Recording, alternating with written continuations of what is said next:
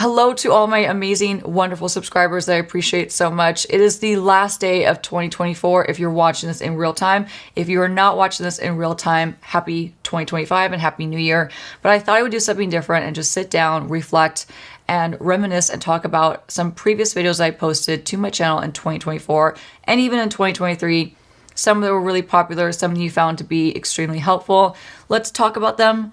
Let's take a trip down memory lane together and let's get right into it. First video that I want to sit down and talk about and share again with you all is easy pro tips. Now, when I think about pro tips, there are so many endless professional makeup tips that are locked in my head that sometimes I have a hard time getting them all out, honestly. And I actually find that it's easier to be one-on-one with someone, whether I'm doing someone's makeup on set or someone's talking to me while I'm doing makeup on set, which is actually the scenario that happens like the most in my day-to-day life. I find it so much easier to let those pro tips come out and like let them ride than when I sit down and I dedicate time to filming those pro tips. So with that said, this video was hard to get out only because those pro tips are usually locked so far into my head and in my brain. But once they come out, once they start flowing, they're pretty much endless. So I'm glad that you guys liked this video and I'm glad you found it helpful. I had a lot of really amazing comments in this video that I really appreciate. And I always love hearing your feedback, good or bad. If it's constructive, put it in the comments, but I had a lot of great feedback from you all from this one. So it sounds like you guys found it to be incredibly helpful. And in 2025, I plan on doing a lot more pro tip videos, so stay tuned for that. But for now, let's enjoy easy pro tips that will transform your makeup. Another thing I want to point out that I really appreciated was Mitch's edit of this video. Mitch added this hilarious, well, I thought it was really hilarious, this elevator music throughout most of the blending parts. So when they got to be too long, he added elevator music that was just so funny and so spot on, and I found it hilarious. So I hope you enjoyed that too, but now we can watch the video. Hi everyone, welcome back to my channel. My name is Nikki LaRose, and in today's video I wanted to share some pro makeup tips that are easy to follow along with, super digestible, and will change your makeup. Okay, so we're gonna get into the first tip and we're gonna focus on eyeliner. So eyeliner is something I get asked about constantly. I want to share a couple really easy tips on how you can do a wing liner. So whether you have deep set eyes, hooded eyes, as you know, or you may have noticed, I have two very unsymmetrical eyes. You know, it's something I just have to admit that it is the way it is. I can't do anything about it. This eye is not hooded at all. Really not even in the slightest is this eye hooded. This eye, on the other hand, has a visible hood that goes over it. It makes it extremely difficult to match my wing liner on this eye to this eye because one's hooded, one is not. One of the best and easiest techniques to apply your pencil liner, what you're gonna do is just take that liner, you're gonna place it in between where your top and your bottom lash line meet. So the inner part, you wanna put this basically, think tight lining, but you're only gonna be there for a second. So you're gonna take the pencil and you're gonna close your eye on pencil and drag it straight out. I'm just doing it a couple times so you can kind of get the visual of what it looks like to do this. So that's what you end up with. Now it's gonna look messy at first, but this is where you're gonna go in with any kind of brush, any kind of smudging brush, something small or flat. It could be an angle brush like this, or it could be like a thin smudger brush. I'm gonna take an angle brush and just start to pull with my eyes gently closed. Now the reason why you want to close your eyes at some points of this application, it's gonna make your eyes a little bit tighter, your skin around your eyes a little bit tighter when you close it. So therefore you'll have an easier time pulling that liner out because your skin will be more taut. So now we've created this perfect little wing. It's perfect. So we're just gonna fine tune it by pulling it out even more and then switching the angle of my brush, pulling it in. Now here's where I have an extra tip for you. This is another game-changing tip. So you see how the end of that liner is not tapered. It's not as crisp as you would hope or want. There's two things you could do. One of them being my absolute favorite. You can just take a flat brush. It doesn't even have to have concealer on it if you just lightly wet it. So what I'm gonna do is just spray it. You can spray it with water, anything, whatever's near you. I just have a little bit of Fix Plus. I'm just gonna spray that brush just very, very lightly. It's barely wet. It does not need to be sopping at all. You're gonna take this, close your eye as you pull it, again, so you get that taut skin, like that tight skin. You want it to be closed so it's a little bit more firm, basically, when your brush hits your skin. So I'm just gonna show you one more time for demonstrative purposes. You're gonna close as you pull it, and then you get the most perfect tapered liner every time. This is a no-fail, game-changing move. This is what's gonna take your eyeliner to the next level and really make it look like you have some great makeup skills. So I highly recommend you try this. It's really simple. It's really easy. Once you practice it, you'll get the hang of it. Now I want to show you another trick and some more helpful tips on liner for hooded eyes. Now I'm going to show you on my actual hooded eye. This is my hooded eye. So we're going to tackle liquid liner, which I'm sure is so daunting to anyone that has hooded eyes, right? I completely feel you. I totally understand. Now, before you go in with your liquid pen, I want you to kind of sketch out the area that you're going to place that liquid liner. So for this part, you're going to pre-map out your wing liner. That way, when you go in with your liquid pen, it's less daunting, it's less scary, and you're just going to be basically filling in, drawing on top of the line that you already created. So it's way easier, way less daunting, like I said. So just take any powder eyeshadow. I'm just going to use a drugstore favorite. It's the Milani Gilded mini palettes in the shade Whiskey Business. But use any neutral dark matte shadow to trace this step. Now I'm going to take the same angle brush. Any flat, very stiff angle brush will work. So I'm just going to tap this into this dark brown shadow. Because remember, it doesn't really matter the color too much. You want to make sure you have something that's a little bit lighter than the actual liner that you're going to put on top. So if you're using a black liquid pen liner, try tracing beforehand with a dark brown or medium brown shadow, so that way you just kind of hide it when you go on top of it with the liquid liner. Okay, so this is where you want to make sure you slow down. I talk about this a lot. Slow down, make sure you are standing up straight, and make sure if you have hooded eyes, you are looking directly into a mirror. So that's exactly what I'm going to do right now. I'm just going to hold this little compact mirror up and straight ahead so I can look directly into it. This is crucial. Now you're just mapping it out, so it's not the end of the world if you mess up. It's just shadow. You can wipe it off very easy and very quickly. So this is where you can really get some good practice in as far as your placement goes. So taking the angle, what you're gonna do is you're gonna act like you don't even have a hood. You're gonna act like there's no fold, there's no skin in your way. You're gonna act like it doesn't even exist, and you're gonna draw directly on it like it's not even there. This is the trick to hooded eyes and liner. So I'm going to look straight ahead. Now I want the placement to be somewhat like the other one on the other side, even though we're using two different products. So I'm going to line this brush up where the top and the bottom lash line meet. So that little inner corner. Now I'm not going to put this brush in my eye like I did with that pencil. That's a little dangerous. But instead I'm going to find where that is, and I'm just going to stamp it. So that's it. You just stamp. Just stamp. And lightly pull it out. Okay, so that's our wing. We got our tail on. Now we just need to do a little bit of a connecting line to connect the tail of the wing to the top lash line. So taking a little more shadow, I'm going to flip my brush and I'm going to just line this up right there. I'm not paying any attention to the fact that I have a hooded eye. I'm just acting like it doesn't exist. I'm not going to give it any power. I'm just going to go right on top of it. So now you're going to be left with a little hole like this. That doesn't matter. No one's going to be able to see it. But if it bugs you, look up a little bit and then just fill in lightly the gap. Now remember, this does not have to be perfect because we're going to go over it with the liquid liner. This is going to be our tracing method. We're going to just trace on top of this, but I still want to go further up on my lash line to create more of a wing. Just stamping it on. Really taking my time just to press it. I'm not going back and forth. I'm really just doing a stamping and pressing motion. Okay, our trace is there. Take a good look at it because now you're going to go in with the more difficult part. So now that this little roadmap is created and it's on our eye, you know, you don't have to be so careful of like where you're looking in the mirror and if you're looking straight ahead or like where, you know, your angles and things like that. You want to be mindful, of course, but it's not as serious now because now you're just going to have fun tracing on top. So taking my liquid liner, this is from Valentino Beauty. It's a black felt tip pen. I'm going to start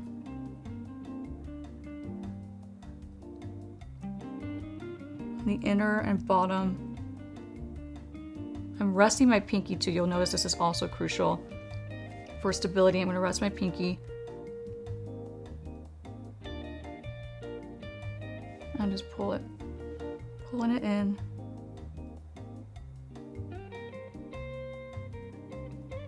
And again, we're pretending like we don't have any hood. Like there's no hood, it doesn't exist.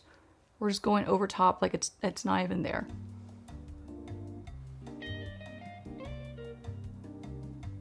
So I like to start the wing because that's where I started the trace in the first place. And just, to me, I like to get the most important part over with, which is the wing. And then you trace on top and you connect that line to your top lash line, just like we did with the shadow. So now that the initial wing is done, I'm going to flip the angle of my pen and draw straight out.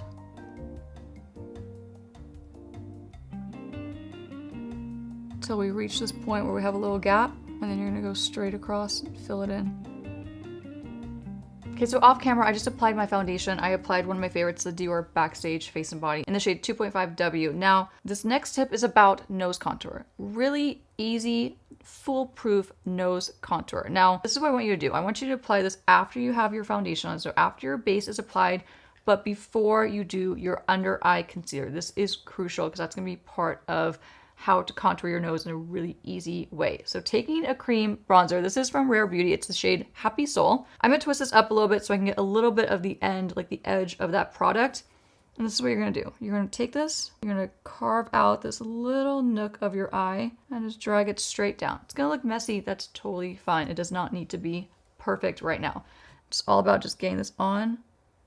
So right here in this little inner corner of your eye, like right around and right above the tear duct, along the side of the bridge of the nose and up towards the inner part of the brow. So this is where I want you to take this placement into consideration. Place that bronzer right there and then sweep it down. And then you can go underneath. You can do a little button effect, whatever you prefer. Now you're gonna take a blending brush, preferably like an eyeshadow blending brush, anything that's just small and fluffy and it's gonna get the job done, and just blend it. So taking your brush, I like to start in the inner part of above my tear duct, right in this little socket, and just start to gently blend out that bronzer. Now, as soon as I blended out most of the product in this inner part of my eye, with whatever's left over, I start to just kind of gently push this up into the very inner parts, like the beginning of my brow. So what you're doing is you're creating depth, you're creating the illusion of a deeper set eye. So if you don't have deep set eyes, or if you have hooded eyes, or if you have a monolid, this is gonna be a really cool technique to utilize because it's gonna give you the illusion of having that depth in your eye.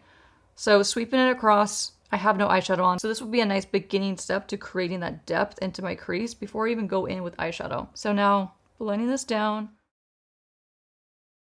So now you're done blending this inner part above the tear duct. You're gonna sweep it down your nose. It does not need to be perfect at all. You just need to get it blended, and then sweeping around, just blend out the whole nose. Just give it a nice rough go. Same thing, I'm just gonna blend this across the crease, blend it down.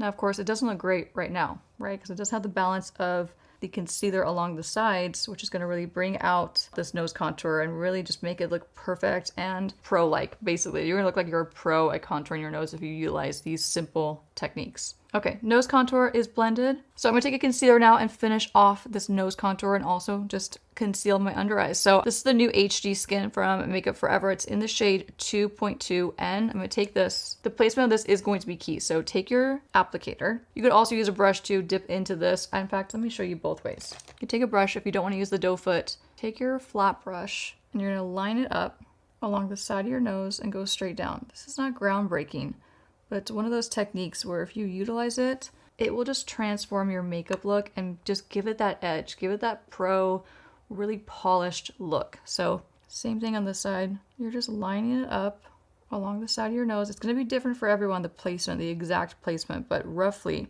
I want you to line it up pretty high up along the side of your nose. This is what gives you the contoured effect. So by bringing that light right up to where you have the deeper shade and the bronzer along the side of your nose, that contrast is what's really going to pull in your feature, pull in your nose and make it look thinner if that's what you're trying to do. Okay, for this next part, this is optional, but if you can pull it off and you can take your time and practice it, it really does make a huge, huge difference. So you're gonna take a little bit more concealer, you're gonna angle your brush so it's facing the skinny side down, and you're gonna look straight into the mirror and try your best to draw a little straight line and then connect it up here and do a little highlight action. Now here's where you want to let this chill for a little bit. You want to let this kind of marinate and self-set, and in the meantime, while this is drying down, I'm going to take more concealer and actually cover my under eyes where I have dark circles. Same out here. Now another tip to get the most out of your concealer is not completely blending it out right when it hits your skin. Instead, you want to give it some time to dry down. So what I like to do is do a little rough draft, like a little rough blend first. And what I mean by that is just taking a small brush and tapping this into my skin, pressing it in. I'm not going back and forth. I'm not creating a bunch of friction with my concealer. I'm just giving it a light pre-blend. This is like your pre-blend. So it's gonna look something like this. You wanna see visible unblended concealer, but you wanna make sure that this area right here is just softly blended. So same thing on this side. Just gonna tap it in.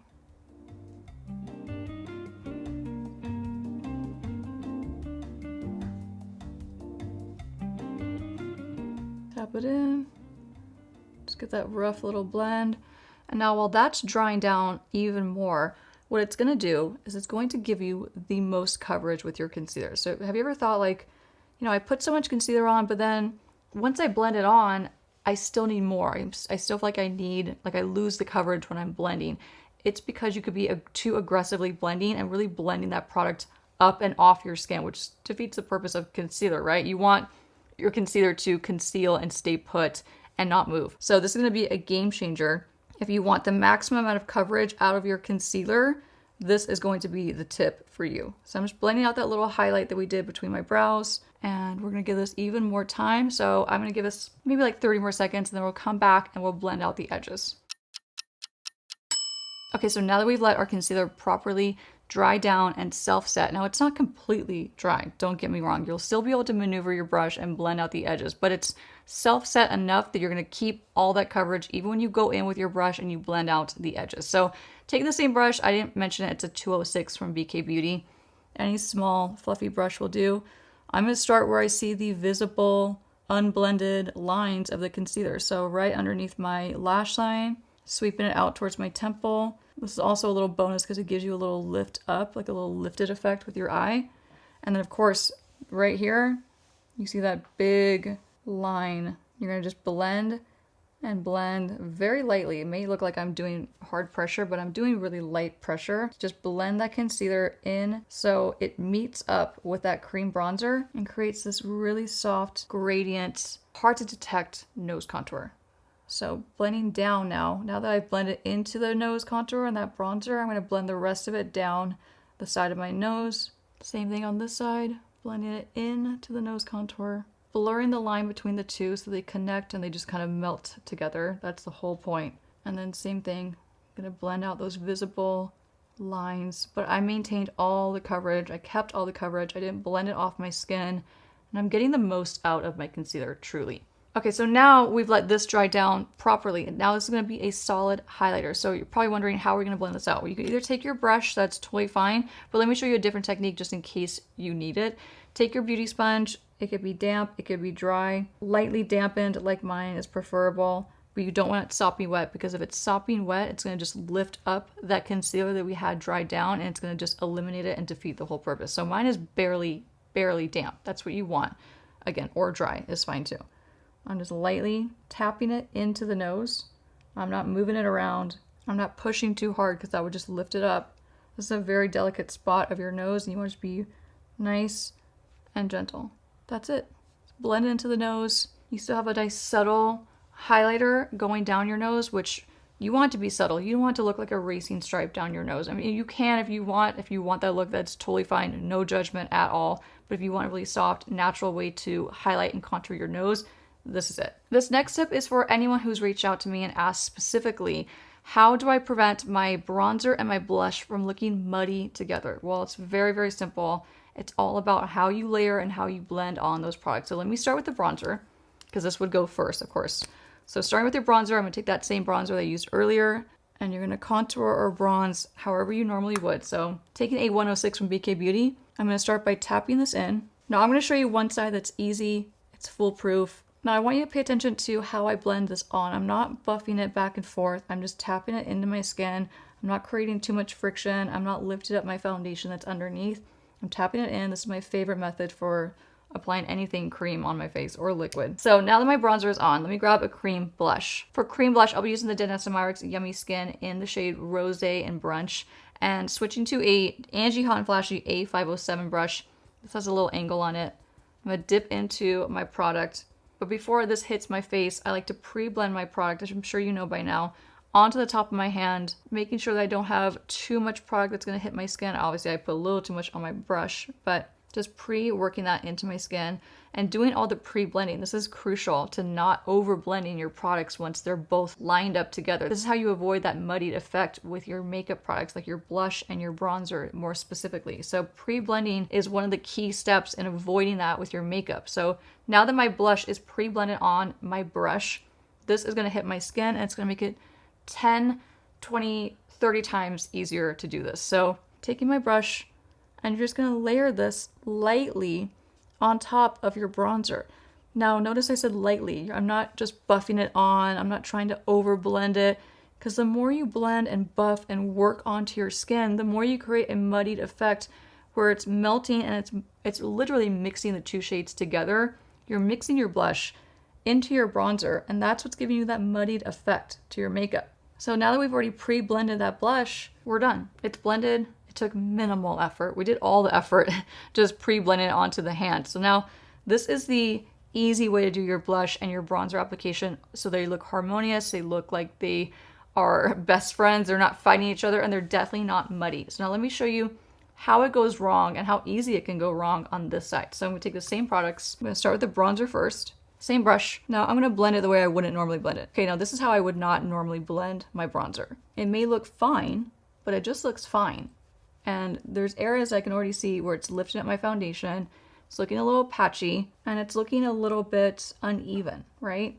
So blending, it's on, it's blended. Now I'm going to go straight in with my blush. And instead of using my method of pre-blending onto the top of my hand, I'm going to take the product from the pan and hit my skin with it. Okay, so this is where it goes wrong. So obviously you have a little too much on your brush. So what do you do to fix that? You over blend, because you think, well, I have too much product on, so I need to just really work to blend this so it looks harmonious and so it looks good, right? And so it's blended into my skin. So you're working, you're pulling overtime to blend and to blend.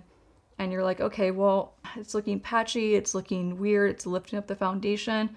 But also, more importantly, let me switch my brush. It's creating a muddied effect because it's just layered on top. It's just blended into the bronzer. The blending application is not where it's at. You don't want to go back and forth to blend. This is not going to help to blend your makeup and make it look flawless. This technique is not for it.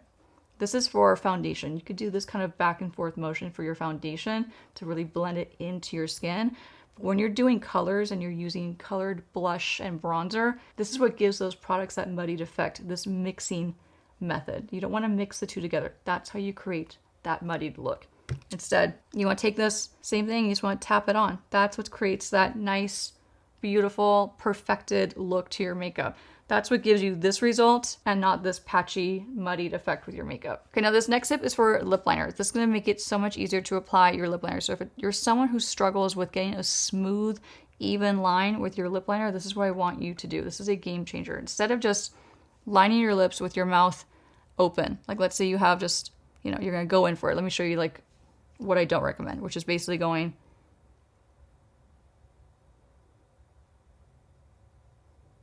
So see how because my lips are not taut, because they're not stretched in any way, the skin is really loose and there's a lot of wiggle room. You don't want that wiggle room. If you're having a hard time getting a smooth line, you don't want to have any wiggle room, okay? So instead of just having your lips open or at rest like this would be at rest right here. That's at rest, okay? There's no muscle flexing. There's nothing like that. So instead, what you want to do to get a smooth line is you want to gently smile. By smiling just gently, not over the top, but just gently, you're going to actually stretch your lips. Therefore, you're going to get a smoother application because your skin on your lips and around your lips, your whole mouth area, is going to be more taut. So more tight, more taut, hence easier to get a straight line. So I can't talk for this, so let me just demonstrate on this side the way I prefer you do it. It's going to be much easier.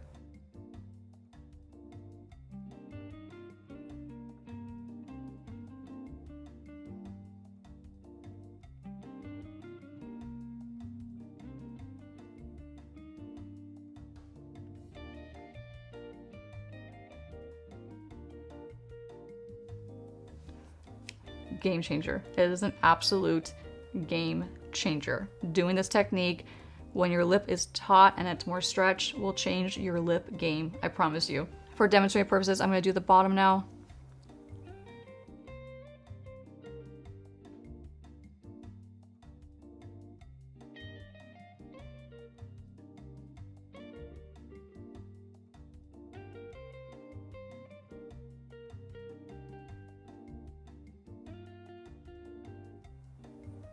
And then once again, let's just do it the way I don't recommend, which is just having your lips just at rest. And this is only if you struggle with this. If you don't have a problem with this and you don't have a problem getting your lip liner look smooth when you're applying it, then don't even worry about it. But if you are struggling with this, trust me.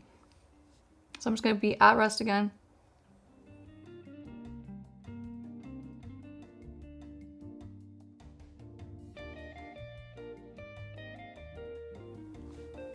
of even this out.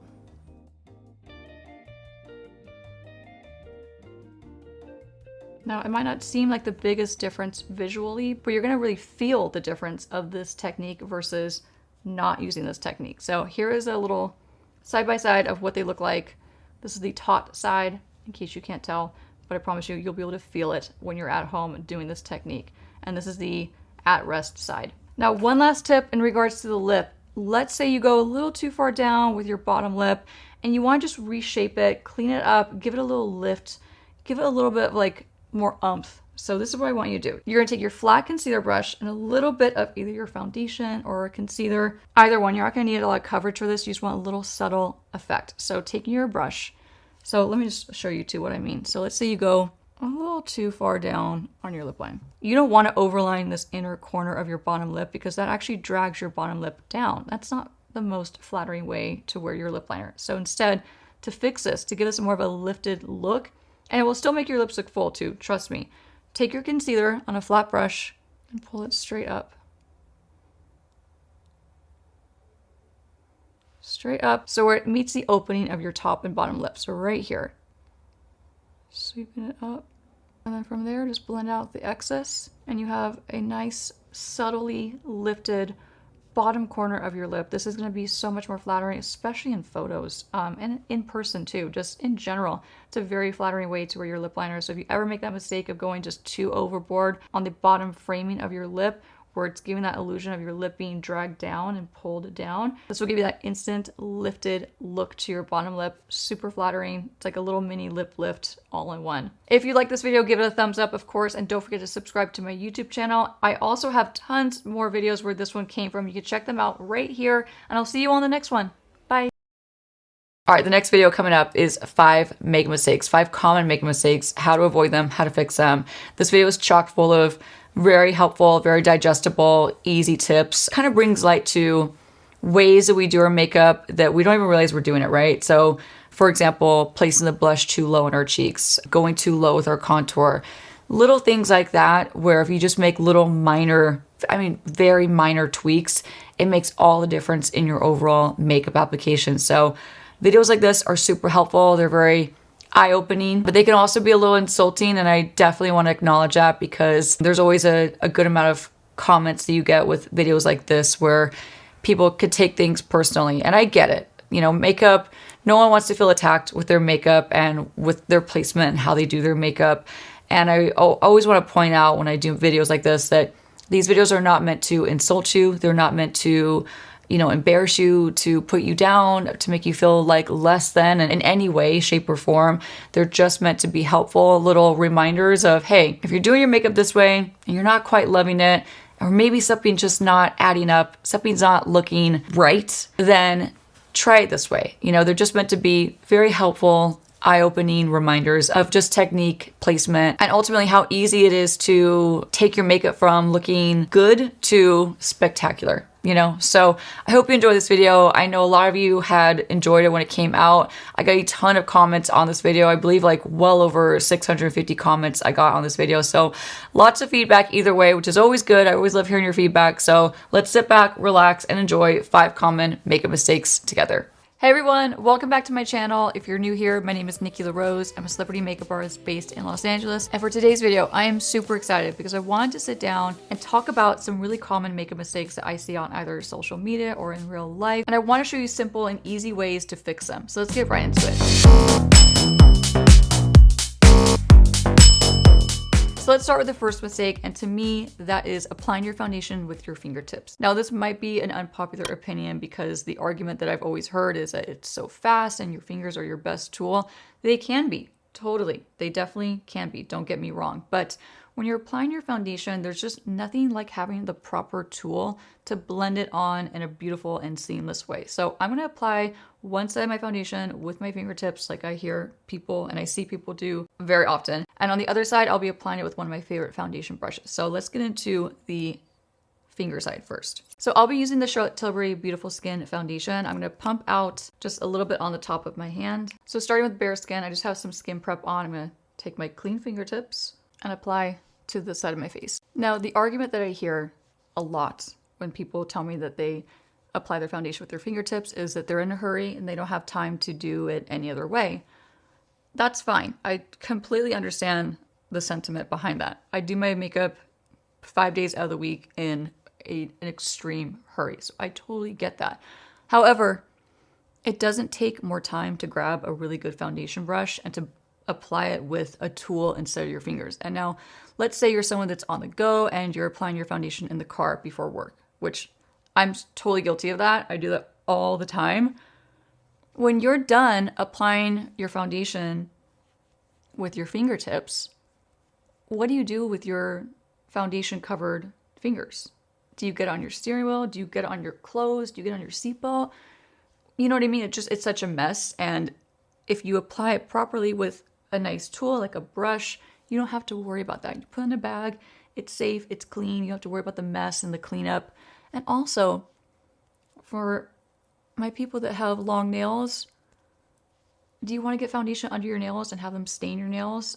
It's not convenient to me. Like it kind of defeats the purpose of being convenient. So this is one side applied with my fingers. It's not horrible. It's definitely not horrible. But then what do you do with this, right? So this is like my issue is having all this foundation, getting into my rings, getting on my clothing, getting on my seat, getting wherever I am. If I'm in my car, if I'm at home, you have to then wash it off, and you really kind of need a makeup wipe to wash this off, to be quite honest. Otherwise, you're going to be using a ton of soap just to get this off your hands.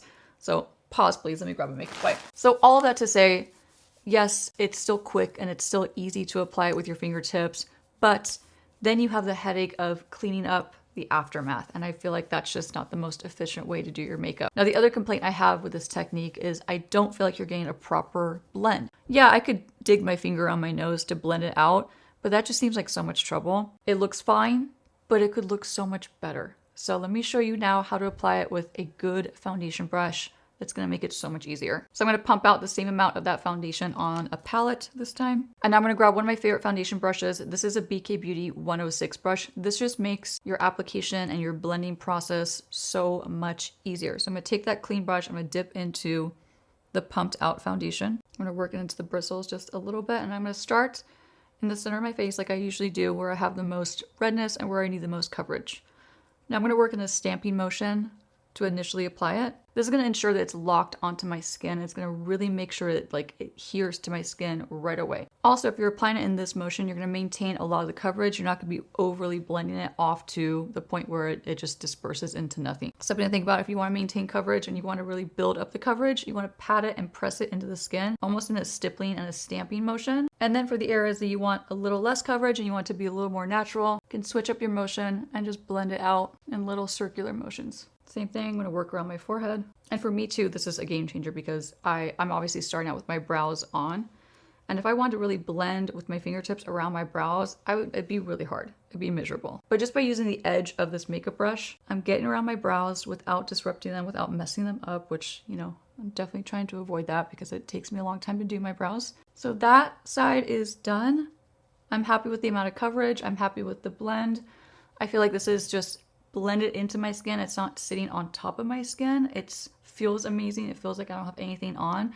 This side, believe it or not, I can feel the weight of this side on my skin. Whereas this side feels like I really don't have anything on, genuinely. So same amount of time as far as the application goes. So no, you're not saving time, but you're being more efficient with your time, because then afterwards, you don't have the cleanup issue of having foundation all over your fingers, in your nails, getting it all over the place, messing your clothes up. It's just a win-win. And just one more thing to note, this is not going to be the most impactful thing to see on camera. However, in person, completely different. Completely different. You will look like you just have gorgeous skin. You won't look like you have a face full of makeup on. So the way it looks in person is worth it right there to just utilize a good foundation brush. I promise you, it's going to be a game changer for you.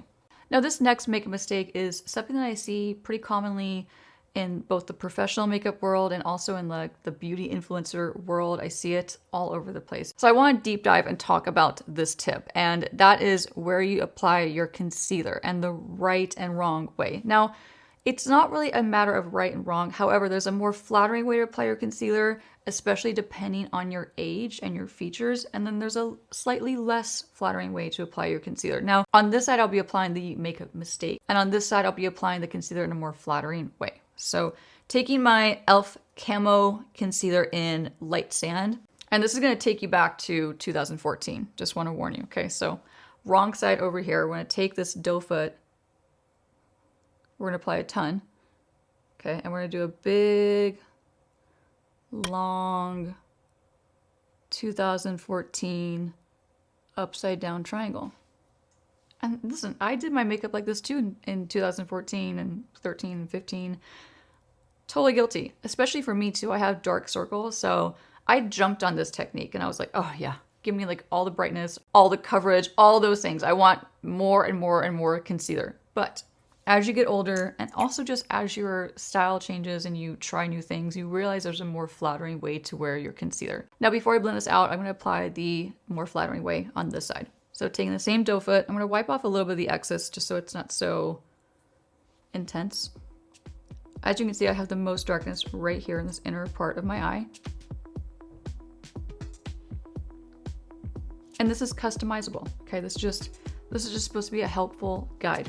You can apply more if you want, you can apply less, but overall, give my eye a little lift. Now, the reason why this is a good technique and the reason why there's been such a huge upswing of people, mainly on TikTok and also Instagram, showing you that this way is better than this way is because you're leaving out this big gap of product right here, and there's a reason for that. So when we smile, when we talk, when we do all these things, when we're animated, when we're laughing, when we're having fun, when we're eating, when we're just living and breathing, this is the area that's going to get a lot of traction, a lot of movement. But also this area right here, it's a direct connection to the ball of your cheek, like the bulk of your cheek, the cute apple of your cheek. So when you put too much concealer here, you lose a huge amount of your cheek. So you're actually minimizing the appearance of your beautiful cheeks. And I think cheeks on everyone are just, there's such a stunning feature. There's such a beautiful feature that needs to be enhanced. So when you're applying concealer in this area specifically, you lose a lot of that beautiful cheek. But for a lot of people that don't want to minimize their cheek and the appearance of it, leave this area blank and just maintain the coverage right here where you typically need it the most, and right here for like more of a brightened and lifted effect. So now let's grab a sponge. I'm going to blend this in. So now I'll be showing you two different techniques on how to blend out these two applications. On this side, I'll be using a damp beauty sponge, and I'm going to start to just pat it in.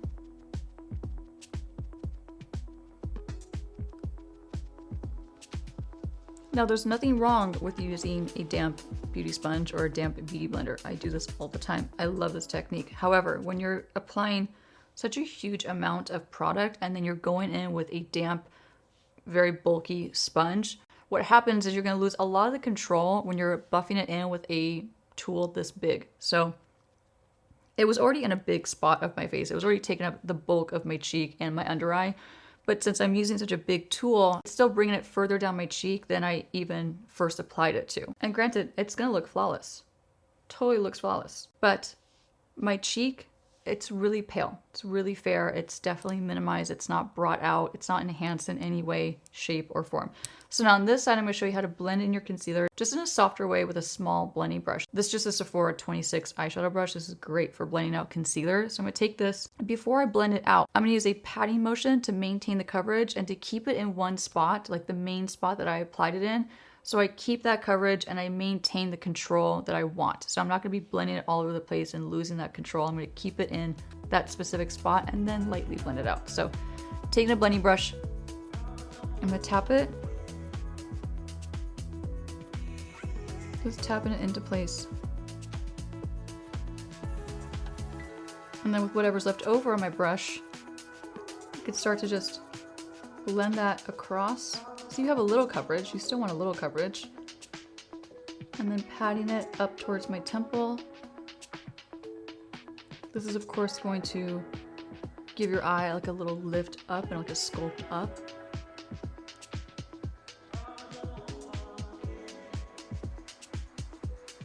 Okay, now that the product is patted in I've maintained the coverage, I've maintained the control. Taking whatever's left over, and I'm just gonna blend out the edge so there's no harsh lines, so you don't see where it visibly starts and stops. Blend into my tear duct for a little extra brightness in this spot.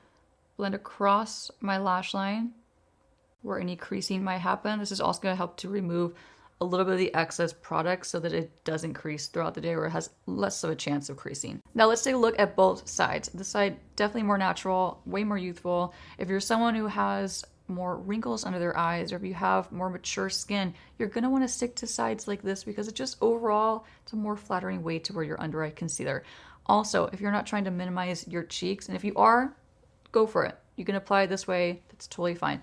But if you're not trying to minimize the appearance of your cheeks, you're going to want to stick to an application in this particular way because you don't lose your features in the process. Now on camera, I want to say this side, it probably looks ridiculously flawless. And it is ridiculously flawless because I have a ton of coverage in this area. So of course it's going to look boom, perfect. But I want to point out, these mistakes, they're going to make a huge difference in person in particular. So if you're walking down the street, or if you're in a meeting, or if you're at the office in person, this is going to be a very visible, very obvious amount of makeup. And if you're not going for that, you're going to want to do a side more like this. This looks natural. This looks a lot more like you have just flawless skin and not like you're wearing 2 layers of concealer under your eyes. Now this next makeup mistake is all about how you set this concealer under your eyes. So one way is going to be applied with a powder brush, like a traditional powder brush. The other side will be with one of my favorites, a powder puff. This is from Amazon. I'll make sure it's linked in the description box. Let me show you both sides and the difference it's going to make. So I'll be using the same powder on both sides. This is just the Laura Mercier translucent powder. I have a little mini one because I ran out of my full size. I'm going to take some, I'm going to pour it out into a tissue that's right below me. So the mistake that I see all the time is people taking a large powder brush, or even just a medium-sized powder brush like this one, and applying their setting powder under their eyes and kind of hoping for the best. Let me show you what that looks like. So I'm going to dip into that powder. I'm going to kind of tap off a little bit of the excess. I'm going to take this and I'm going to buff it under my eyes. And I see this happen all the time. It's a really aggressive way of powdering your under eyes, and I just don't recommend it.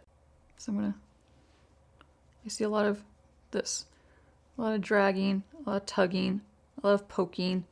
And brushes like this don't feel good under your eyes. They just don't. They feel spiky, they feel prickly, they feel itchy, they leave hairs. And it's fine, it's going to get the job done. But there's such a better way to apply powder under your eyes. And let me show you what I prefer to do instead. So taking the same bit of powder, I'm gonna work a good amount into my powder puff. And with the excess, I'm gonna just push it into the palm of my hand. This is gonna give me a nice, smooth, even application where there's no patchiness. It's gonna be evenly dispersed on my powder puff. So taking that, I'm gonna press this under my eye in a really nice, delicate, soft, relaxing manner. This isn't going to feel like an assault under your eye. It's going to feel like a really soft, cottony pillow just like hitting your face. Now, I actually prefer a decent amount of powder under my eyes. I want to look really flawless, but I don't apply it all at once. I instead work in more thin layers, unless I'm baking, then that's very different. But I'm going to do 2 thin layers of this powder, and then I'll be done setting it. So going in with my second coat of powder. And I'm really bringing this up to the side of my nose. This is like one of my favorite techniques. You probably see me do it all the time. And then bringing it up towards my temple. And that is both under eyes, powdered and set. One is with a very prickly and just too large of a brush, and the other is with a really soft, really gentle powder puff. Now this is something that's going to be so impactful in person, just like all those other mistakes and then the solution that I'm giving you all. These are going to make a huge difference when you're face to face with people and you want your makeup to just look natural but flawless. These are the things you're going to want to utilize. So this side may appear just fine. It might look flawless, but this side in person, I'm telling you, you're going to look like your under eyes are airbrushed. Okay, this next makeup mistake is all about your contour placement. And this is something that I see happen all the time. And that is applying your contour way too low on your face and then therefore bringing down your features. I want to talk about where we're supposed to contour, where we're told to contour. And that is right here in the hollow of our cheek. And that's fine. And that's a good guideline to go for. But if you're looking to enhance your appearance and give it more of a lifted and sculpted effect, what you're going to want to do is kind of cheat, you're gonna actually wanna place that contour much further above where that hollow is in your cheek. So use this as a guide, right? That's totally fair, but then bring it a little bit further up. So on this side, let me show you what it looks like when you go a little too low on your contour, and then especially when you blend it out, it gets lower and lower. And then I'll show you an easy way to correct it. So taking the Makeup by Mario Soft Sculpt in medium, let's actually go for it. Let's apply this directly to our cheeks, which is another mistake that I see happen all the time. So I'm gonna take this, I'm gonna go right into the hollow, right here, because that's where the hollow is. And also bring it a little too far out.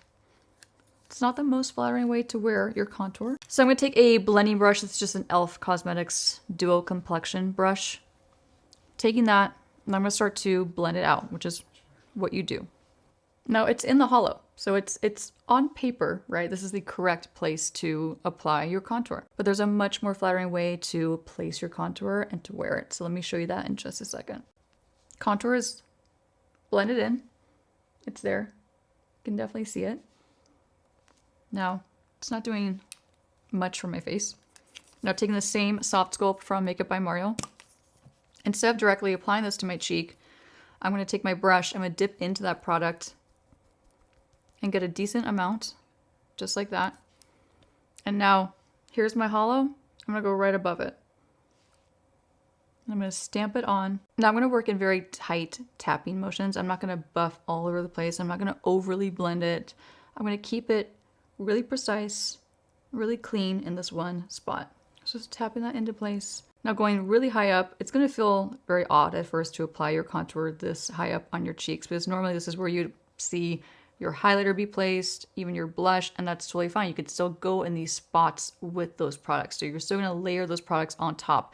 But underneath, you're going to have created this lifted bone structure effect. It's going to be so much more flattering in terms of like the placement. It's going to bring up the appearance of your cheeks rather than bring them down. Now this last makeup mistake for this video is going to be blush placement. And blush placement, it's going to have a lot of the same principles as our contour placement that we just applied. So let's get right into it. I'm going to show you where you typically are told to place your blush, which is on the apples of your cheeks. Now, one of the tips I used to tell people way back in the day is the easiest way to apply your blush is to look straight ahead in the mirror, smile, and then apply your blush on the apples.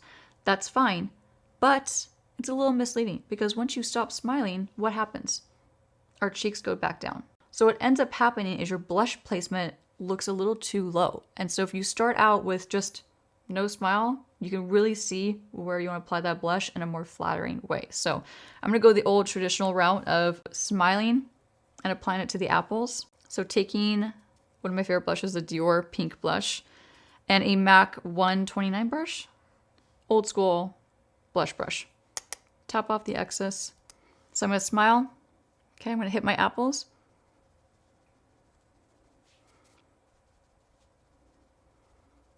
Now again, I want to say, this is fine.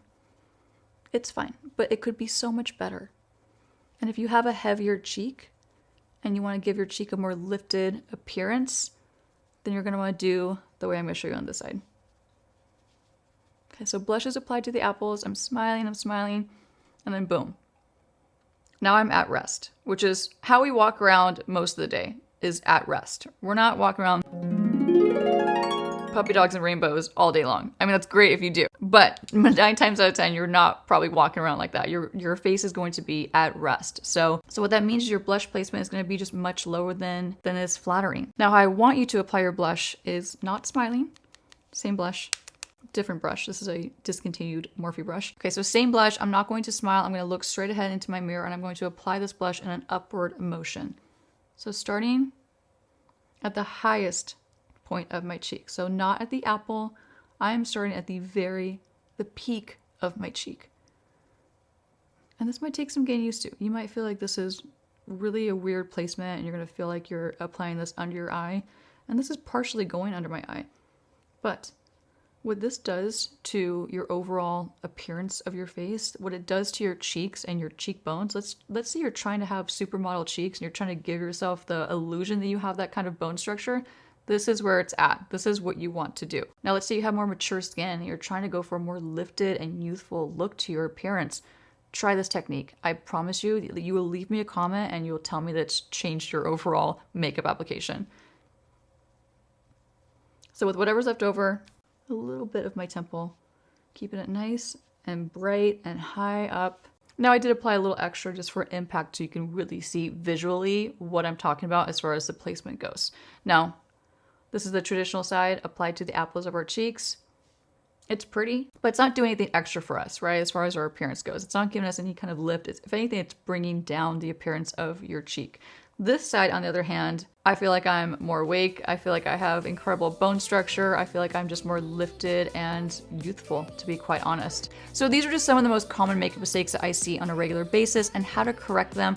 Don't worry, there'll be much more of these videos to come. I hope you find this video helpful. I know that you will. Leave me a comment if any of these techniques have changed the way you do your makeup. If you want to see more videos like this, you can click on this one right here, and I'll see you all soon. Bye.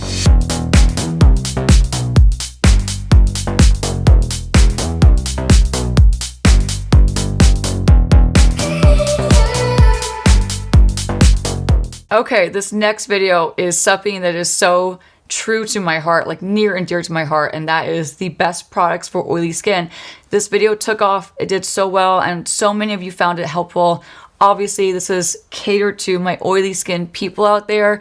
So if you were an oily skin person, you saw this video and it helped you out, I'm just so happy. I think this video has so many incredible tips and great product recommendations too for oily skin. So if you have oily skin, if you missed this video, I highly recommend you stick around and watch it right now because it is chock full of great skin prep ideas for oily skin, great product recommendations for oily skin, specifically sunscreen. And if you're an oily skin person, you just know how hard it is to find a sunscreen that works for our skin type, that doesn't just look like someone poured olive oil down our face by, an hour into wearing it. If you have oily skin and you have missed this video, I'm shocked, but please enjoy it. But before we do, I want to just read one comment that I had gotten on this video. Amongst all the other comments, I believe I got 552 comments on this video, which is a ton. One comment in particular I just wanted to read out loud because it just made me laugh so hard, and I could totally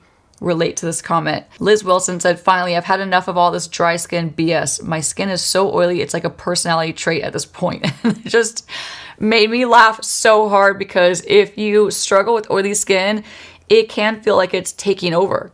Like it is a part of your personality because it's something that you just have so much like grief dealing with it. It's just such an issue. So if you know, sit back, relax, and let's enjoy together the best products for oily skin. Grab your powder puff and your Until Dawn setting spray because these are the best products for oily skin and a full tutorial to go with it.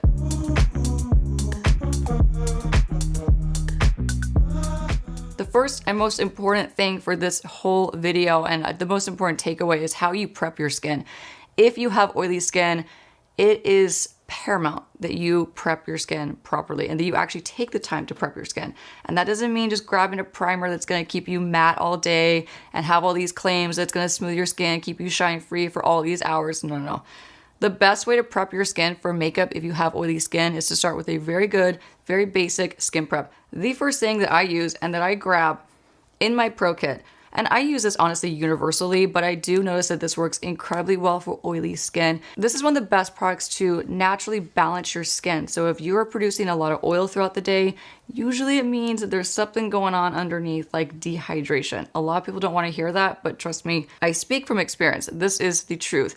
Our skin throughout the day, if you're getting excessively oily, you might want to look at your skin prep. Are you giving your skin enough hydration to start the day? Are you properly cleansing it? Are you properly exfoliating it? There's so many things that go into why we get super oily throughout the day. And this is something that took me most of my adult life to figure out. Without getting too far into it, I do have some really intense and extensive videos on how to prep your skin based on your skin type. So we're gonna keep this portion of the video just a little bit more simple. And if you wanna check out those videos, I'll have them linked below. But to prep skin, I love this product. I love any liquid exfoliator. This one's from Naturium. It's extremely affordable. In fact, I broke the cap off in this part, so let me actually open the cap. What I use on my oily skin clients, like I said, on set, or for myself, is a liquid exfoliator. This is such a great way to just remove gently that top layer of dirt, impurities, oil, all those things that you want to completely eliminate before you go into your makeup application, because those things are going to come to the surface even more, and they're going to get even more noticeable, and they're going to create this like slippage on your skin with your makeup. So you want to make sure you're starting with the most clean and gently exfoliated face possible. I can't stress this enough. If you are someone who has oily skin, and listen, I'm not a skincare expert, however, I do have a lot of experience working with tons of skin. I've been doing makeup for 16 years now, 16 years this year. And so I've seen a lot of skin, I've touched a lot of skin. I've sat and listened to a ton of skin problems with the people that come and sit in my chair. More times than not, I'm always shocked at how little people exfoliate their skin. And also I can see it too. I can visibly see as far as texture and the way their skin, the way their makeup sits on their skin. I can tell if someone's not really taking the time to exfoliate. And I don't mean a St. Ives scrub that feels like sandpaper. I mean a nice, gentle liquid exfoliator. So this is a great one, even if it's for everyday use. If your skin can tolerate it, some people can, some people can't. You just kind of have to figure it out, you know, what your path is, if you can handle this every day. I can handle something like this every day. A lot of my clients I see on a regular basis can handle it, you know, multiple times a week. So start slow, build up, see how your skin handles it. But I'm telling you, you will see the biggest improvement in the way your makeup lays on your skin. And if you have oily skin, you will notice how much more balanced your skin is going into your makeup application because you've given it this nice first prep and clean slate for the rest of your products to go on top. So now that that is on, my skin is exfoliated, it's gentle. I'm not going to rinse this off. There's no need for that. But what it does too, that you can't really see, but if you touched my skin, it's so soft to the touch. It really feels so ready for the rest of my products to just sit on top in a really nice way. So for oily skin, you still have to hydrate and moisturize, but I really like to find products that do the same thing all in one, so I don't have to overdo it with too many layers. If I have like someone with oily skin in my chair, this is something that's really important to me. I try to find products that are multitasking. They will give hydration, moisture, and even better, if you can find something that gives you sun protection, then you have found the best product in the world for your oily skin. This is a product that I recommend to anybody who asks me, whether it's in person, online. I need a good SPF, but I have such oily skin and I hate the way it makes my skin feel. And I can't even tell you how much I relate to that sentence. When people say that to me, it really hits me. It really resonates with me because it's something I struggled with. And it's one of the reasons why, I hate to admit it, but I didn't wear sunscreen for a lot of years. Okay, a lot. I don't even know how many years, but a lot of my adult years, probably majority of my 20s, I don't think I ever wore sunscreen. All the sunscreens I ever tried felt horrible on my oily skin. I know this is dramatic, but they felt disgusting on my oily skin. So the last thing I wanted to do was put that on my skin and then feel like even more greasy and slimy throughout the day. If you know, you know. So it's really hard to find a good sunscreen. This one from Dior, it's the UV Watery Essence. It has SPF 50 plus, PA, plus, plus, plus, plus. Don't ask me what that means. All I can tell you is it's better for you than a sunscreen that doesn't have all the pluses in it. So it's a really great sun protection. It's SPF 50. What more could you ask for? The best part about this, and the reason why I recommend this for so many people, is what you can do. First of all, it doesn't matter if you use a ton of it. It melts into your skin and absorbs like water, but it leaves you with long-lasting hydration and moisture to your skin. So you're really going to get the best of everything you could possibly need. You're going to get hydration, a long-lasting moisturized effect, and you're going to get the sun protection. But also, more importantly, for the topic of this video, this is going to lay so incredible on your makeup if you have oily skin. I mean, I have yet to find another sunscreen that rivals this one that I would recommend for a really oily skin type person. I'm going to apply a little bit more on my forehead because I clearly missed that area. Another thing too I want to mention is it's extremely affordable. You can get on Amazon, you can get on, I think, a few other websites. I'm not sure who else carries it. I always just get on Amazon, to be honest, and it's really quick and easy, but it's extremely affordable. I go through tubes and tubes and tubes. Let me just put a little bit on my neck just because I probably will pop out of the studio after this and grab a boba drink, and I want to have some protection from the sun. The other thing I want to mention too is it's almost impossible to get this product to pill. And if you know, pilling is a really big issue, or it can be, in terms of like layering your skincare products and also your makeup on top. This is never pilled with any of the combos that I've tried. And I've tried this with so many different like serums underneath, different foundations, even put moisturizers on top of it, and it is just perfect. So as I was talking, it's already absorbed into my skin. It's already completely dried down for the most part. My skin feels great. It feels hydrated. It feels plumped. It feels like I gave it everything it possibly needs. So whether I produce oil throughout the day, it's totally fine, but this is not going to add to it. So it's not going to add to an oily effect if you already are struggling with that. And the fact that you already hydrated your skin and you gave it that first skin prep with that liquid exfoliator, your skin's already going into your makeup application really well balanced, feeling like it's got everything it needs, and you're just set for success. If you do it that way, you are set up for success. Now, as you know on this channel, if you're not new to my channel, or if you know me personally, you know that I'm not a big primer person. But I always say there is a time and a place for when primers are necessary. If you have very, very oily skin, you're going to want to use a primer. Now, maybe not for every single day of your life, but when you have oily skin and you want your makeup to stay put and stay matte for longer periods of time, like let's say you're working all day and then you have an evening event like a dinner or a party or something like that, a social gathering, that's your time to bust out the primer. A primer that I actually really like, and I've actually always liked the primers from Smashbox. They're some primers that I've used for many, many years in my pro kit. This is a newer one to me, but I've liked it a lot. So this is the Photo Finish, just like the original one is like Photo Finish. It's really obviously great for photos. It smooths your skin, gives you a really flawless finish to your skin. But this one's mattifying. So this is a mattifying primer. It has control to it. So it's got different ingredients to help combat oil throughout the day. So I'm taking a small amount, and honestly, I won't even use all of this. But for me personally, the areas that I'll still get oily throughout the day are always around my nose. So right in this area, I'm just going to push this in. Now, skip using a brush for this product. You want to really make sure you're pushing and melting that product into your skin. You want it to be nice and fully pushed on, not just sitting on top of your skin, but rather like really like get it onto your pores. If you have oily skin and larger pores, this is especially important. When I'm working with models, in fact, I just had one sit in my chair the other day and she was like, I'm so oily. I'm like, scale of 1 to 10. She was like an 11. I'm like, oh, okay. And I underestimated her. I was looking at her skin. I'm like, oh, her skin looks so perfect. It's so beautiful. She's got tiny little pores. How oily could this girl really get? Well, we were laughing like midday because she was like, I told you. I said, you're right. Totally right. And we were using some blot powder the rest of the day to just kind of combat some of the shine. But anyway, with her, I actually applied a primer with a brush, and looking back, I remember thinking, I should have listened to her when she told me she was really, really oily, and I should have used this technique where I actually pushed the product onto her skin with my fingers, which I rarely do that with my clients, to be fully transparent. I know a lot of makeup artists that love to utilize their hands and use their fingers and really melt products onto their client's skin. I don't like to touch. I just feel like it's an invasion for them. So I like to like always have like a tool as a barrier in between. That's just my thought process. But anyway, we're primed. We're primed. We're going to have a really great, long-lasting foundation for our foundation to go on top now. And for foundation, boy, do I have some great options for you if you have oily skin. These foundations are amazing. But let me talk about my number one choice out of this group. And the reason it's the number one is because it's the one I've used the most throughout the years. It's the Dior Forever Foundation. This is a transfer-proof 24-hour wear high perfection foundation. This is a very, very long-wearing foundation. The finish of it is absolutely gorgeous. It will give you a very full coverage. It is a little bit more matte.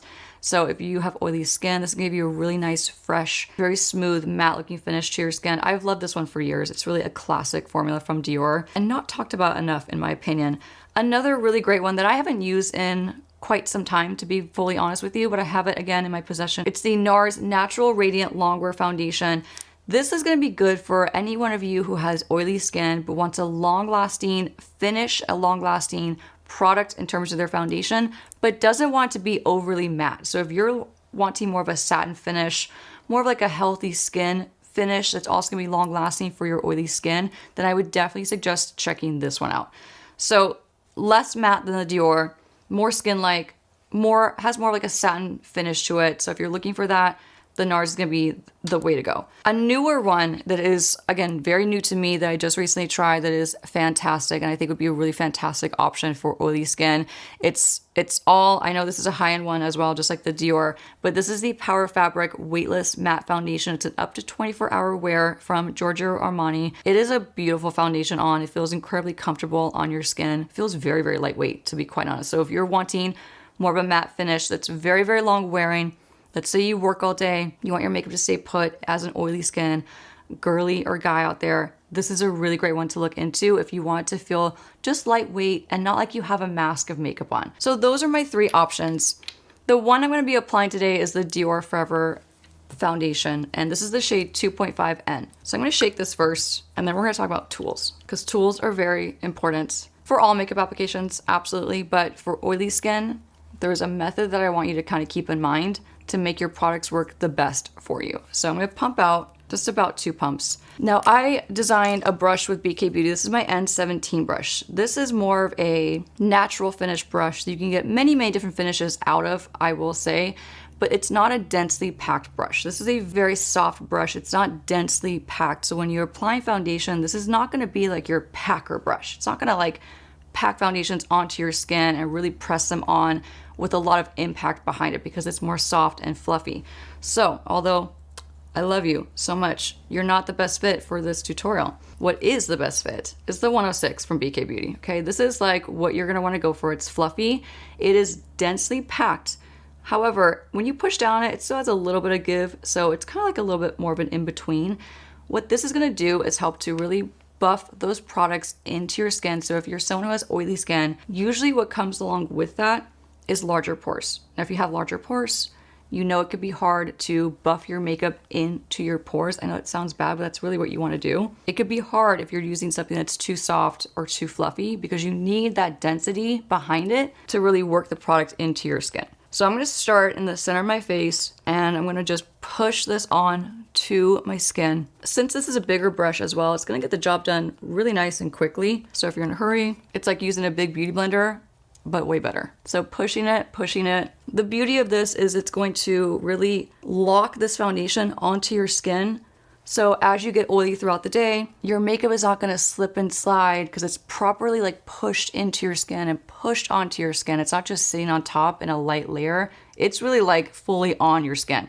So important if you have oily skin. Something to call out just as an FYI is this foundation does have a little bit of fragrance to it. So if you're sensitive to it, or if you just don't prefer fragrance to your foundation, then I would maybe opt for a different one. But if you can get past it, it'll give you the most beautiful finish to your skin. Wow.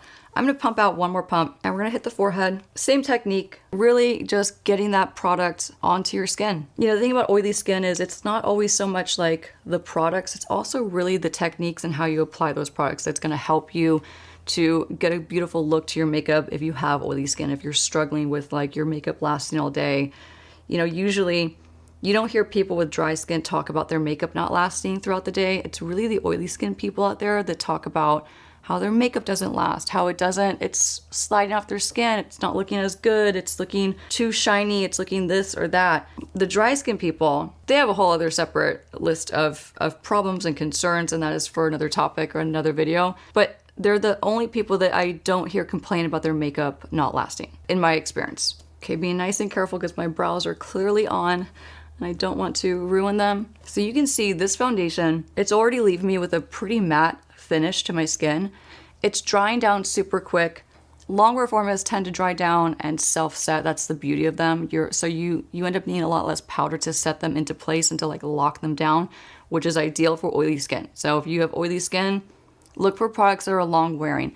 And one thing I want to talk about too is products that are geared towards longevity are usually the same kind of products you want to look for if you have oily skin. Because again, oily skin people, their makeup just doesn't last as long as like someone who has dry skin or normal skin, combination skin. Bring this down my neck just a touch. How gorgeous is that finish? I mean, don't sleep on this foundation. It is such a beautiful matte full coverage foundation. It's beautiful and it's gonna stay put all day. So heat, humidity, oil, rain, shine, it doesn't matter. Like this foundation will stay put and looking beautiful for so long. Okay, moving on. We're gonna move on to bronzer. I wanna talk about the fear of creams if you have oily skin. I hear a lot. Again, I talk to a lot of people about makeup on a regular basis, and one of the biggest fears that I hear is like, if you have oily skin, you stay away from all the creams and the glowy products and all that stuff.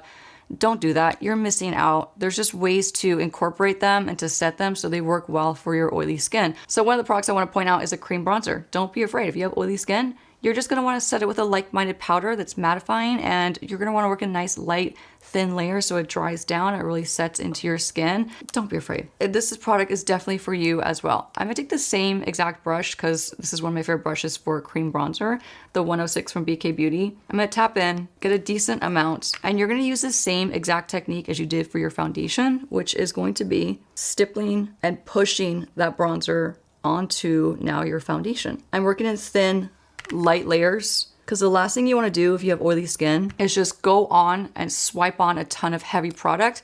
Here's why. You're not going to be able to actually lock it down and set it into place. So what's going to happen is you're going to produce oil throughout the day, and that product's just going to slip and slide and move around and be a nightmare to maintain. So thin, light layers with all your products. And this is like one of my biggest, beauty, like philosophies is like you can do like the most beautiful, full coverage, full glam, but have it feel really lightweight if you just use thin, light layers. So same thing goes with cream products. If you have oily skin, it takes a little bit more time and finessing, but the outcome is going to be way more long lasting. It's going to help to stay put. It's going to help to keep that product from moving around. It's going to really keep it in place and looking beautiful. So starting slow and just pushing that cream bronzer onto my skin. So it's not that this product is necessarily great for oily skin types, but it's not. It just depends on how you're working it and how you're applying it onto your skin. But I will say, there are absolutely some cream bronzer formulas that I would stay away from if you do have oily skin. For example, like the ones that feel more like a jelly, more like glowy. Any ones that have like a glowy finish to them, avoid them. They're not gonna be the best formulas for you. Ones that have more of a satin to matte dry down time or finish, like the Charlotte Tilbury one that I'm using right now, the Fenty Beauty Matchsticks, I always say those are really good for oily skin if you're using a cream bronzer because they have a really nice satin to matte finish to them, which in turn is going to help to stay put on your skin. Ones that I would avoid are like the Merit ones. Even the Makeup by Mario one I know slips around a lot on the skin. The Patrick Ta one, the cream part of the duo, I don't think is the best for oily skin types. So cream bronzers like those, just for like a short example of ones I don't think are the best for oily skin types. Okay, I'm gonna push this onto this side, get some warmth onto my skin. Now before I move on to my concealer, I'm actually gonna switch to my N16 brush with BK Beauty. I'm gonna dip into that same cream bronzer, just picking up a little bit, and I'm going to just shade the sides of my nose before I do my concealer. So same thing to be mindful for is like pushing that product onto the side of your nose. We typically get really oily on our noses as, oily skin people. So I am blending it out, but I'm also being mindful to push that product on to my skin to really like pack it on for longevity. I'm gonna buff this into the inner part of my tear duct and then slowly bring it into the crease of my eye just for some depth before we go in with our shadows. And then, because why not? I want to do this.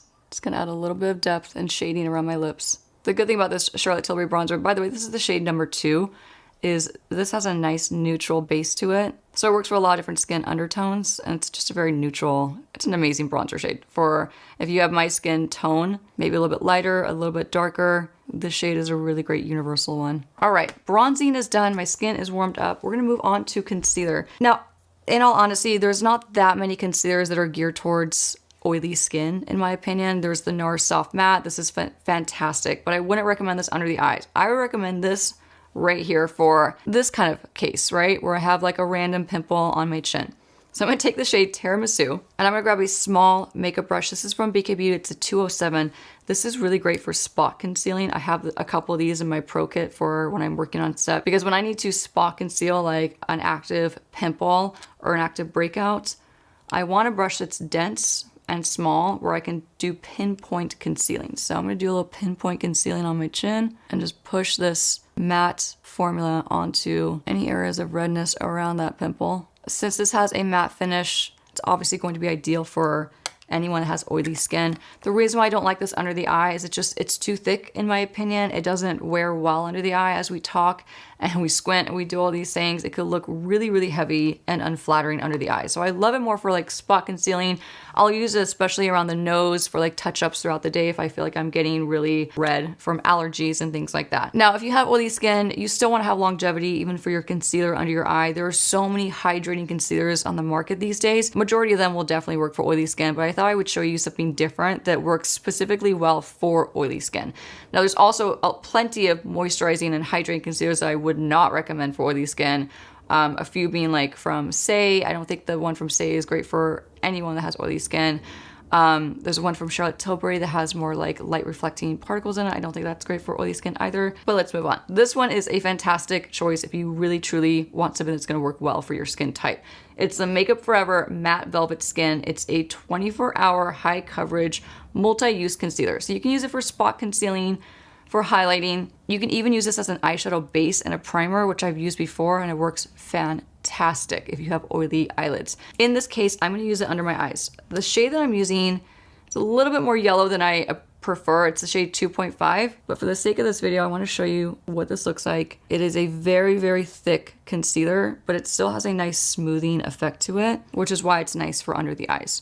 I'm going to do a little dot here, and then I'm going to do a little bit around my nose, and a little bit around my face for some highlighting, even above my chin. To blend it out, I'm gonna use my now clean N16 with BK Beauty, and I'm gonna start by pushing this under my eyes. This concealer literally will not move, just a forewarning. It doesn't feel the most incredible on your eyes. I'm just gonna be very, very honest with you. It's a very, very matte, full coverage concealer, but if you have the tolerance for it and you don't mind, and you can just kind of, if you're unbothered by that kind of feeling under your eyes, and you really want something that's going to work really, really well for oily skin, then I definitely say it's worth checking out. I mean, you could probably jump in a pool with this concealer under your eyes and it's probably not going to move. I have not tried that, so I can't say for sure, but its longevity is really, really impressive. I think between Nars and Makeup Forever, they have some of the best formulas on the market for oily skin people. I'm gonna take the tip of the brush where it has the longer bristles, and I'm gonna buff into my creases and buff out any excess concealer so it's not too heavy in that area, keeping the maximum amount of coverage right here where I really, really need it, and a little bit up and kind of sweeping it up towards my temple for a lifted effect. And you can see right away, like, it's dry. I mean, it looks like I put a little bit of powder on top. It's so matte and it's so self-setting, which again is just making it ideal for oily skin. So if you have not tried this formula and you really you've struggled with oily skin and you've struggled finding a good concealer for your skin type, between that one from Makeup Forever and the Nars Soft Matte, I can't think of any other better formulas for your skin type. I'm gonna sweep this around my nose so I have a little excess redness. Just like that. We're gonna repeat the same kind of method where we're pushing it and pushing it. We're maximizing the coverage in that area. Now I'm gonna sweep this out.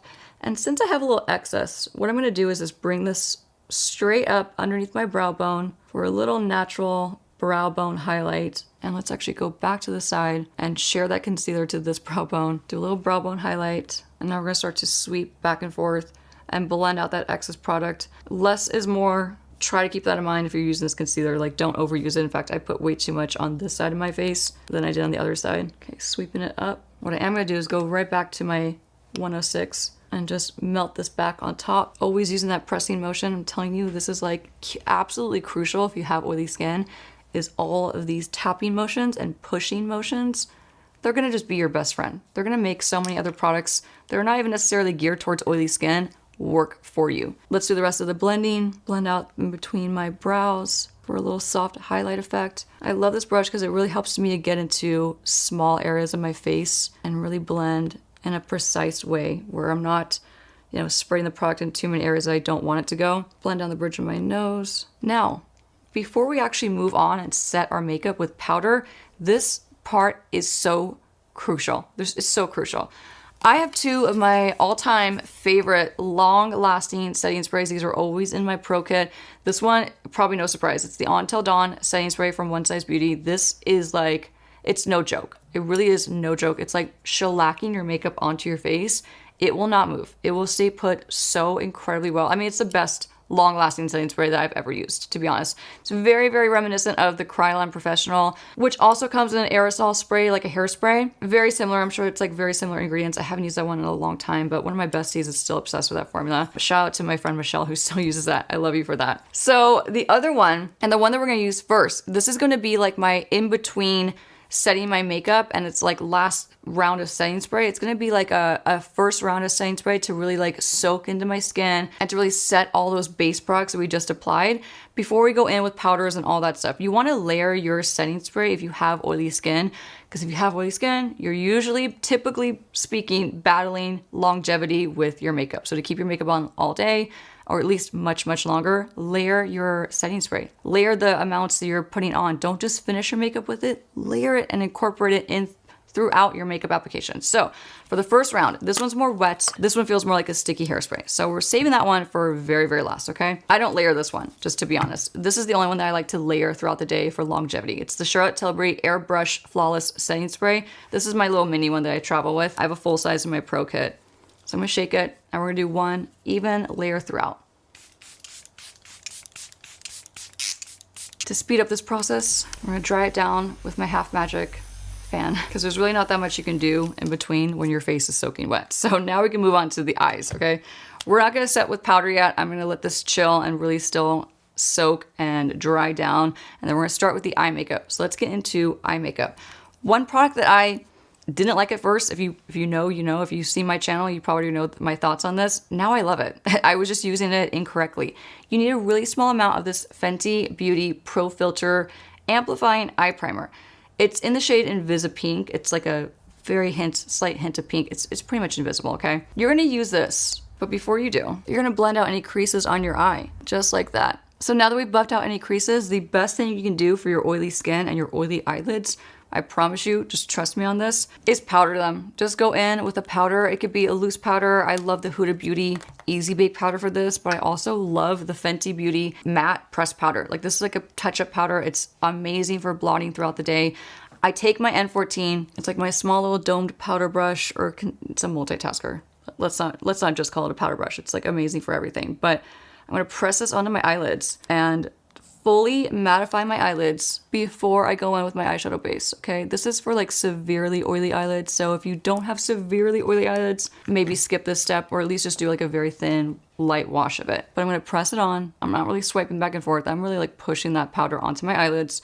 Now we're gonna take a small amount of the Fenty. That's it. That's really, since I've learned the difference, that's all you need for your eyes. Same brush, I'm gonna go back to my N16.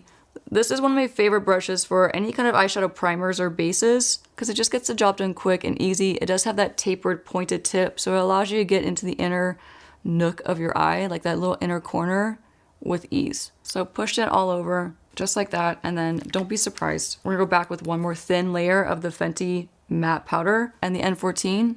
We're gonna set that, and now you just created the most matte, budge-proof base for your eyeshadows. We're gonna create a simple eye makeup look. This is not really about like an eyeshadow look necessarily. It's just more about like the techniques I want you to use and like the products I want you to use if you have oily skin and oily eyelids.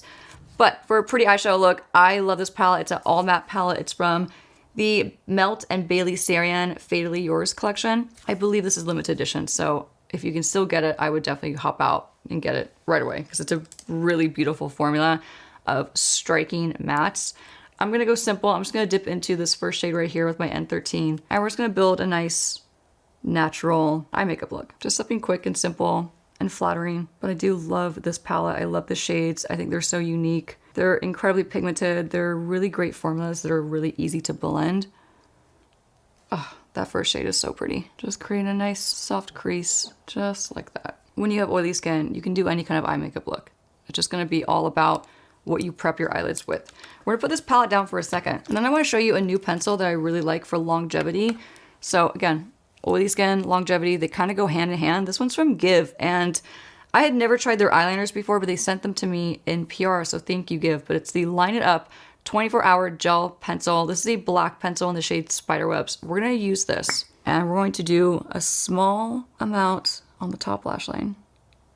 Now, if you have oily eyelids, you know that if you put something creamy on the base of your eyes and you don't set it, or you don't lock it in with some kind of powder to keep it on, you know that the transfer from here to here is real. It's like a real problem, and it sucks, and it's very difficult to fix throughout the day. Like, once it happens, there's not a whole lot you can do. So what we're gonna do is grab my angle brush. This is my N11 brush with BK Beauty. This is a large, flat, stiff angle brush. So what we're gonna do is pack on a like-minded shade.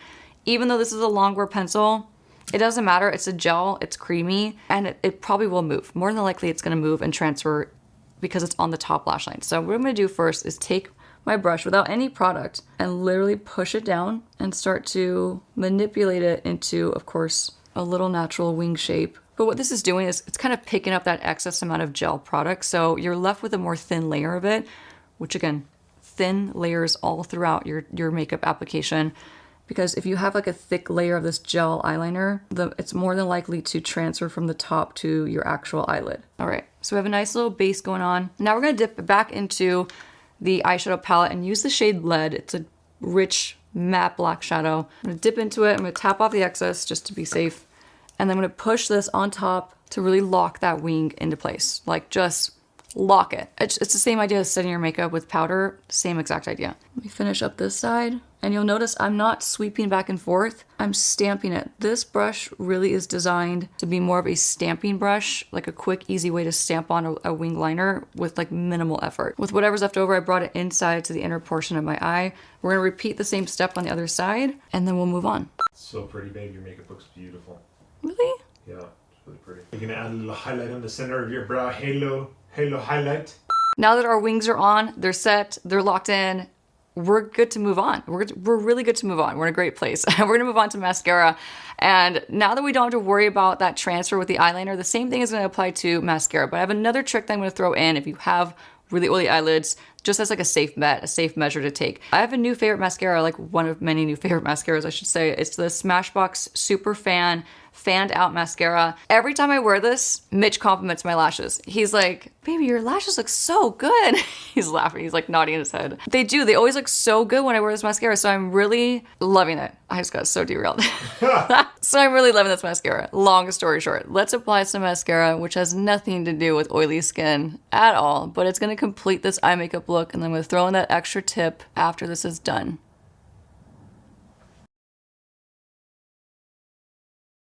Okay, now that the mascara is on, if you truly have oily eyelids, you know the struggle of anything transferring. So whether it's your eyeliner, your wing liner, your lashes. This is something I see constantly, and I get asked about this and like how you can solve this problem on a regular basis. If you have oily eyelids and you have also long lashes, you probably run into, or you probably encounter this problem where your lashes hit your eyelids and you get that mascara transfer. I get it all the time. It's super frustrating. A really great tip that I learned a long time ago is to take some translucent powder. This is my favorite powder for oily, like truly oily skin. It's the Makeup Forever HD powder. Super old school, but totally gets the job done. I'm gonna take my N16 and use the tip of the brush to pick up a little bit of powder right there. It's a tiny, tiny amount.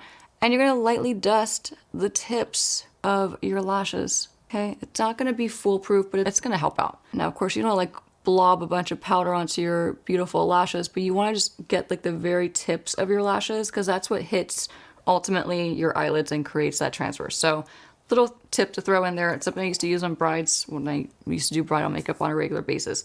Let's switch back to skin. If you have oily skin, my same exact thoughts I have for cream bronzer goes for cream blushes. Don't avoid them. Don't miss out. They're incredible formulas. I would just say skip the liquid formulas and skip the overly dewy, glossy, balmy formulas because those are not going to work well for your skin. They're just not. They're going to create a mess on your base, and all those products are just not going to work the best for your skin type. Never say never if you want to try them. Who am I to tell you not to do it? But they're not going to work the best for your skin type. I picked out 3 formulas I think are really amazing formulas for oily skin in terms of cream blushes. The first is more expensive and high-end. It's the Westmont Tillier cream blush. This is a mini size. Great formula. I use it on all my clients in my kit. I never have a problem. The other one is the Danessa Myricks one. This is the Yummy Skin one, I believe. Yeah, it's a Yummy Skin cream blush. These work really well. I've only ever used it on myself, so I can only speak from my personal experience with this one. The next one, I have a few shades in my Pro Kit, so I can speak both personally and professionally with this formula, and this is the one I'm actually gonna put on. It's the LYS High Standard Satin Matte Cream Blush. So it's a cream blush, but the finish, it's all about that finish. It's a satin to matte cream finish. So it's ideal for oily skin. I love this formula. I've said it many times. I think it's a really outstanding formula. And for this product, I'm not so worried about packing it and pushing it into my skin. So I'm gonna grab my favorite, my N17 with BK Beauty. I'm gonna pick up some of this cream blush on the lighter fiber side of it. I'm gonna work it in. And for safe measure, I'm also going to push it and pre-blend it onto the top of my hand like that. And then we're gonna push this onto our skin. So again, it's all about your techniques, right? So pushing, even though this is not like a densely packed brush, it doesn't matter. You can still push this and use it in a stippling motion, which I love to do, to really push that product onto your skin for longevity, so it stays put, so it really sticks and adheres to your skin, and it's not just sitting on top. That's really the main reason. You don't want your product sitting on top of your skin, because if you have oily skin, once that shine starts to come through and that oil starts to get produced, it's gonna be like a slide. Your makeup's just gonna slide right off. So pushing it, but how beautiful is that finish, right? It's skin-like because it's a cream, but it has that soft matte satin finish to it. It looks gorgeous. And honestly, this formula works really well for oily skin because it's very long lasting. So it's not one of those like, initially you put it on, it looks beautiful and it's like glowy and it's minimalist and all that stuff. If you have oily skin, those kind of textures just don't work well for you, you know? That's just like the reality. It's something I've had to realize, you know? Okay, so push it on just like that. And with that, that is our last cream and liquid product. Now we get to fully go in with our powders, and I'm so excited because I have many powders to share. Like I started out by sharing this one. This is amazing from Fenty for touch-up. So this is gonna be like your, don't leave it at home, take it with you. This is gonna be like your best friend when you're on the go. So after you finish your makeup application, take this amazing powder and throw it in your purse, throw it in your bag, throw it in your pocket, wherever you keep your products for touch-ups. Take this with you. This is gonna be your on-the-go BFF. The product I want you to set your under eyes with, and also just your T-zone, anywhere you could think of. This powder is one of my all-time favorites for, I use it honestly for anyone, but I think this works especially well for anyone who has larger pores, more texture, and oily skin. It's a Huda Beauty Easy Bake Powder. This is the shade Cupcake. It's one of my favorites. I'm gonna take some Cupcake. Now, before you set your under eyes, this is very, very important for anyone, not just oily skin, for anybody out there. Make sure you go in with your brush and just buff out any creases that might have happened before you set your makeup and lock those into place. So I'm just gonna gently buff out with my N16. There we go. That took off the excess product. And now I'm gonna go back to my N14 brush. This is my favorite brush to set my under eye. So I'm gonna dip into Cupcake. I'm gonna take a good amount onto my hand, and this is what I love to do. I like to work that product into my brush, tap off the excess, press this under the eyes, and just lock it in. So I'm not going back and forth. Again, same motion throughout this entire tutorial, as I'm just gonna do a pushing and tapping motion with all the products. This powder really is amazing for smoothing your skin, for oil control. It's great for touch-ups. It's great for anything, honestly. It's probably one of the best powders I think out there. One thing I want to point out, just like the foundation, it does have some fragrance to it, so if that bothers you, just something to keep in mind. I think it smells incredible. I'm gonna take a little bit more, same brush. I'm just going to hit my T-zone. I'm not going crazy. I'm not applying this all over. You can adjust this to whatever you feel like you need for your oily skin. Everyone's oily skin is different. So if you need it all over, you could take this powder all over. However, wait till the end because I'm gonna show you one more trick that involves powder. So for now, I'm just hitting the T-zone, and that is powder. Now, one more colored powder before we move on to fully setting this makeup.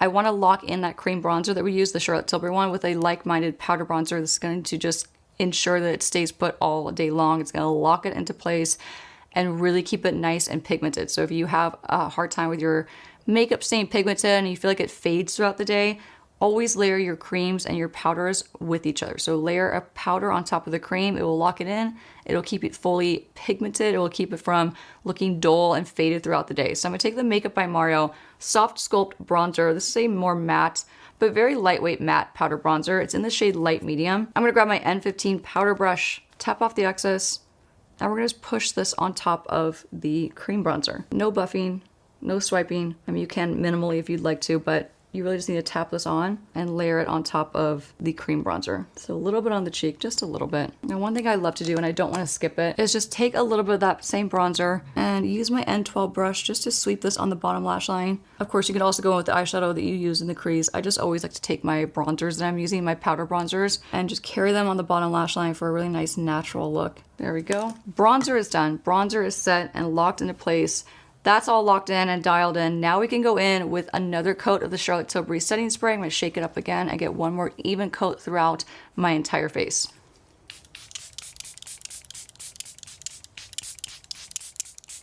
It's gonna be a lot. It's gonna feel very wet. That's the point. If you're not fully saturating your face with your setting spray, you're not really doing it right. And there's really no point. Unless you're really fully drenching your skin, it's not enough for your setting spray to do its thing. So one little coat, it's not gonna do anything. So if you're ever wondering, like, if you're at home, you're like, what's setting spray? What's the point? Like, I feel like it doesn't make a difference.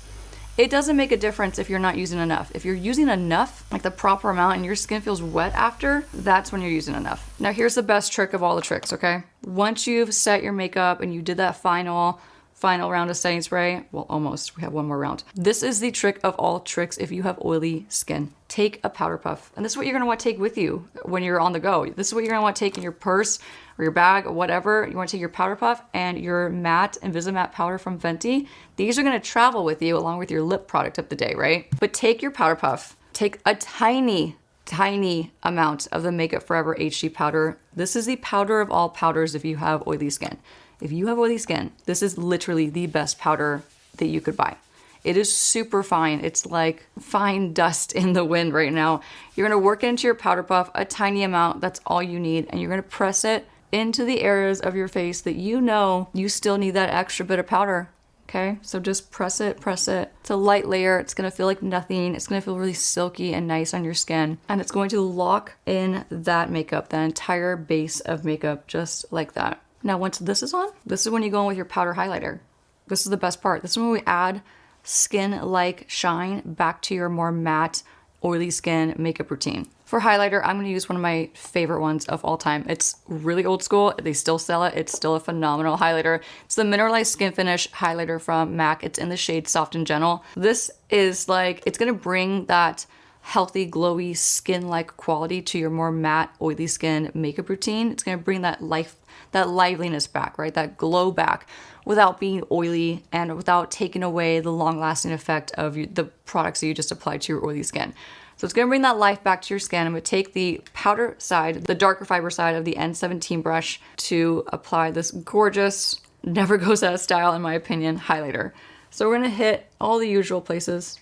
Any areas of the face that we want to add some more dimension and some glow. All the high points, these are the areas of the face that when the sun hits or like the flash hits, you just get that beautiful glow. So it's up to you how much glow you want to add back to your skin and your matte complexion. If you want to keep it all matte, no one's judging you.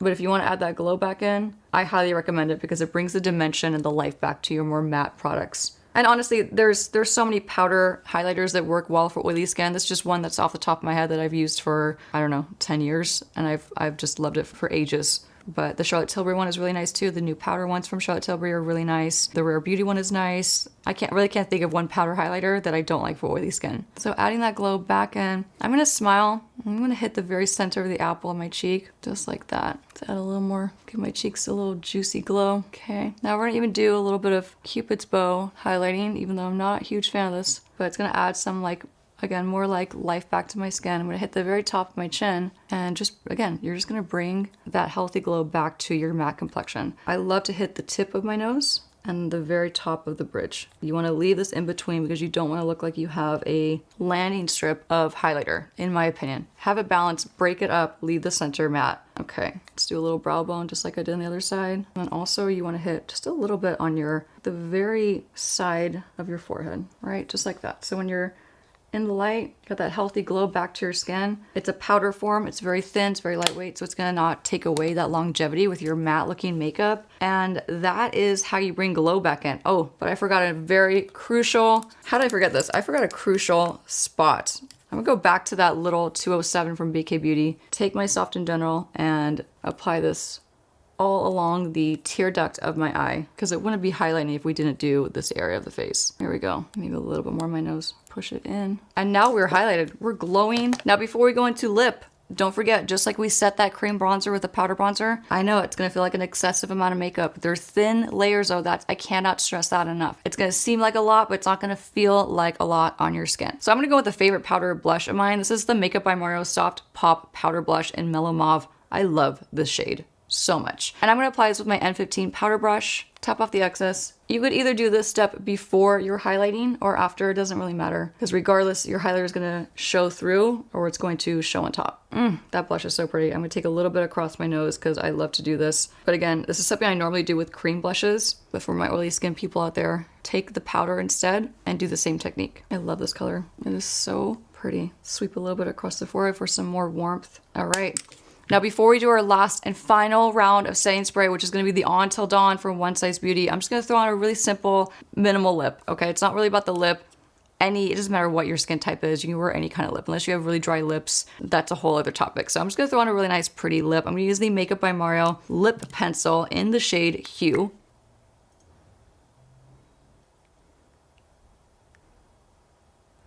Now to stay a little bit more on theme, I'm going to use the newest formula from Anastasia Beverly Hills.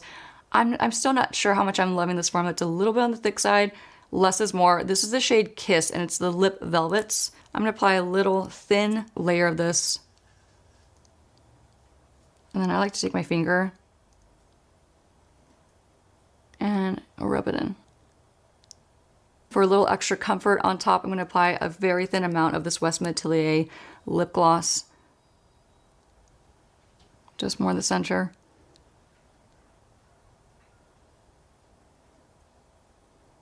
Again, nothing to do with oily skin, just a pretty lip combo that I really have been enjoying. And now our final step in this tutorial that is all about the best products for oily skin. I really hope you find this video helpful. I'm going to be setting my entire face with the strongest setting spray that I've ever tried in my entire life, the One Size Beauty On Till Dawn Mattifying Waterproof Setting Spray. Keywords to look for: mattifying, waterproof, all gonna be your best friends if you have oily skin. So shake it up really well and hold your breath. Don't open your eyes. Count to 5 in your head and then you're done.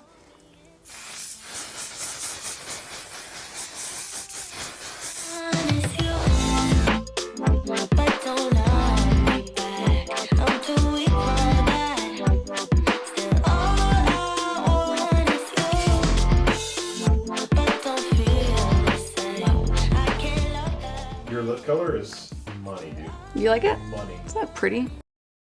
All right, last but certainly not least, we're gonna watch again step-by-step to humidity-proof makeup. This was a favorite video of mine. I found it to be very helpful, and it looks like you all did too. I had a ton of comments on this video, a ton of views on this video, so thank you all for watching it. I'm so happy you found it helpful. If you missed it, please enjoy it now. And if you're watching this in real time, keep this in mind for when it heats up again and when we're getting into summer. But this video is packed full of really useful, really helpful product recommendations, skin prep recommendations, application recommendations, and techniques. So it's chocked full of valuable information. If you're dealing with your makeup melting off your face in the heat and humidity, then you have to watch this video. Also, a little like side note, every time I see the thumbnail for this video, I think I feel really pretty. Just like a little personal backstory, like there are some videos I post of myself where I think not really my prettiest day, and that's fine. You know, we all go through like, it's like a roller coaster, right? You wake up some days, you're like, oh, I am pretty. And then you wake up other days, you're like, ooh, not feeling so hot, not looking so good.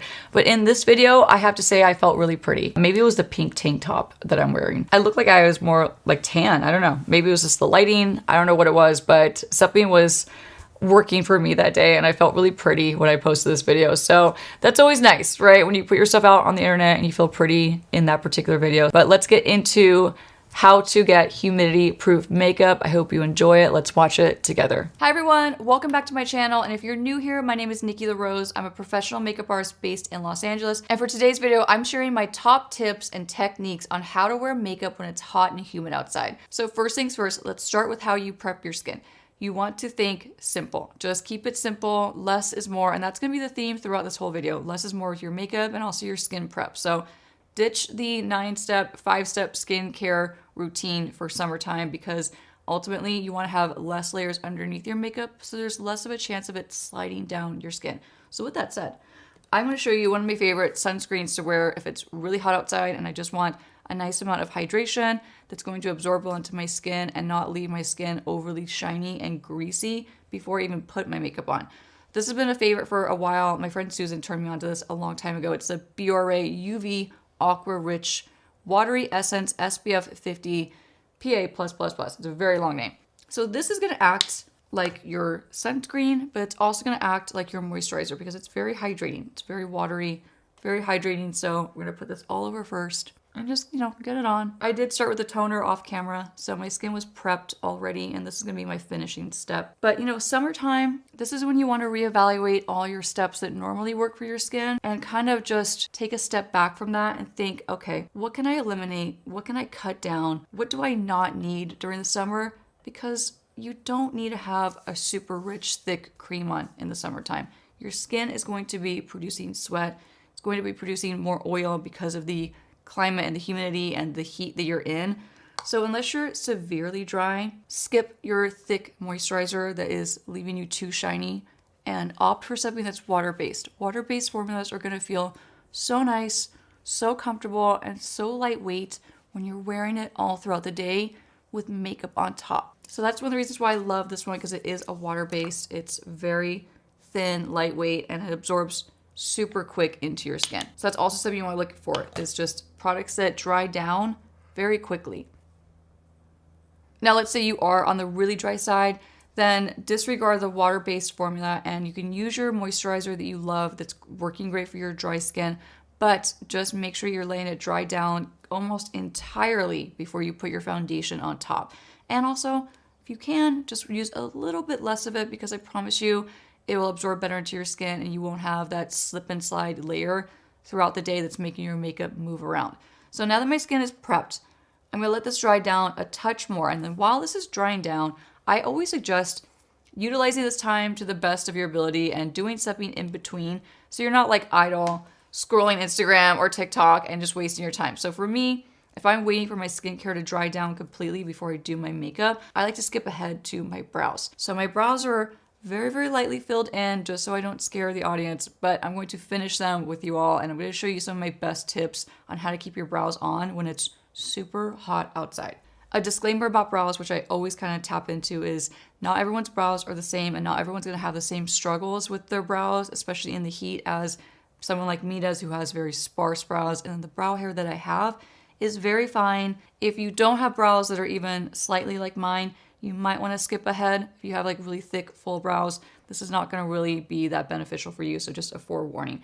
But if you're with me and you can relate, let me show you some amazing tricks on how to keep your brows in place. I'm going to start with the Makeup Forever HD Loose Powder. This is the good old school translucent formula. It has no tint to it. They have some new ones now that have a little bit of tint to it. This is the OG.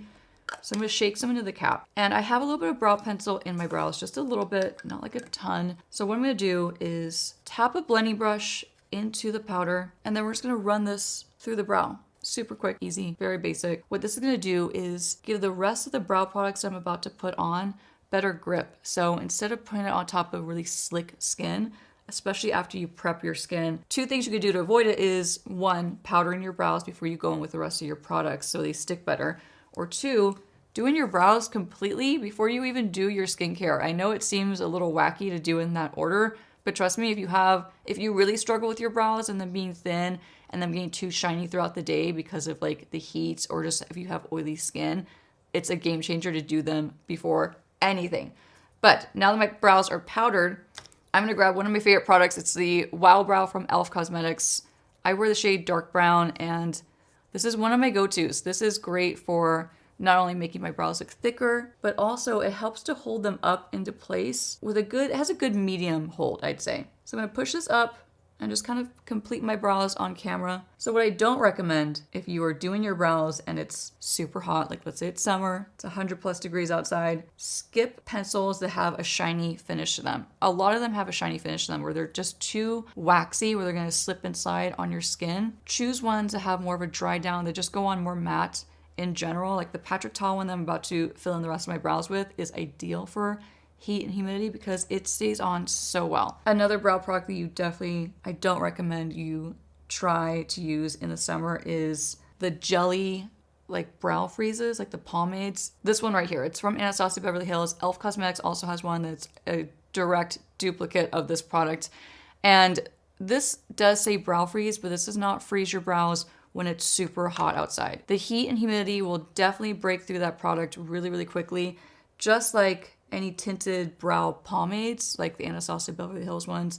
If you're still using those, skip it in the summer. They don't stay put, in my opinion, and they tend to just slide down your face.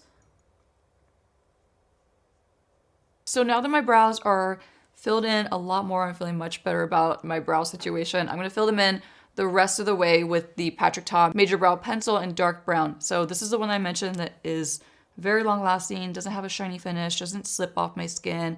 And as an oily skin girl, a lot of the same tips for oily skin people will translate to summer weather makeup applications, if that makes sense. So if you watch any of my videos and I talk about tips for oily skin, a lot of those same tips are going to be very helpful for a summer makeup application. So just something to keep in mind. So I know I talk about this a lot for my oily skin people out there, but it's also going to be great just in general for hot humidity. So I'm going to fill in any other patches or areas that that brow gel did not cover. So like the tail of my brow where I really don't have any hair for it to grip onto, that's when I need my pencil. And since I have that little layer of powder throughout my brows, this is sticking so much better and actually goes on more pigmented too.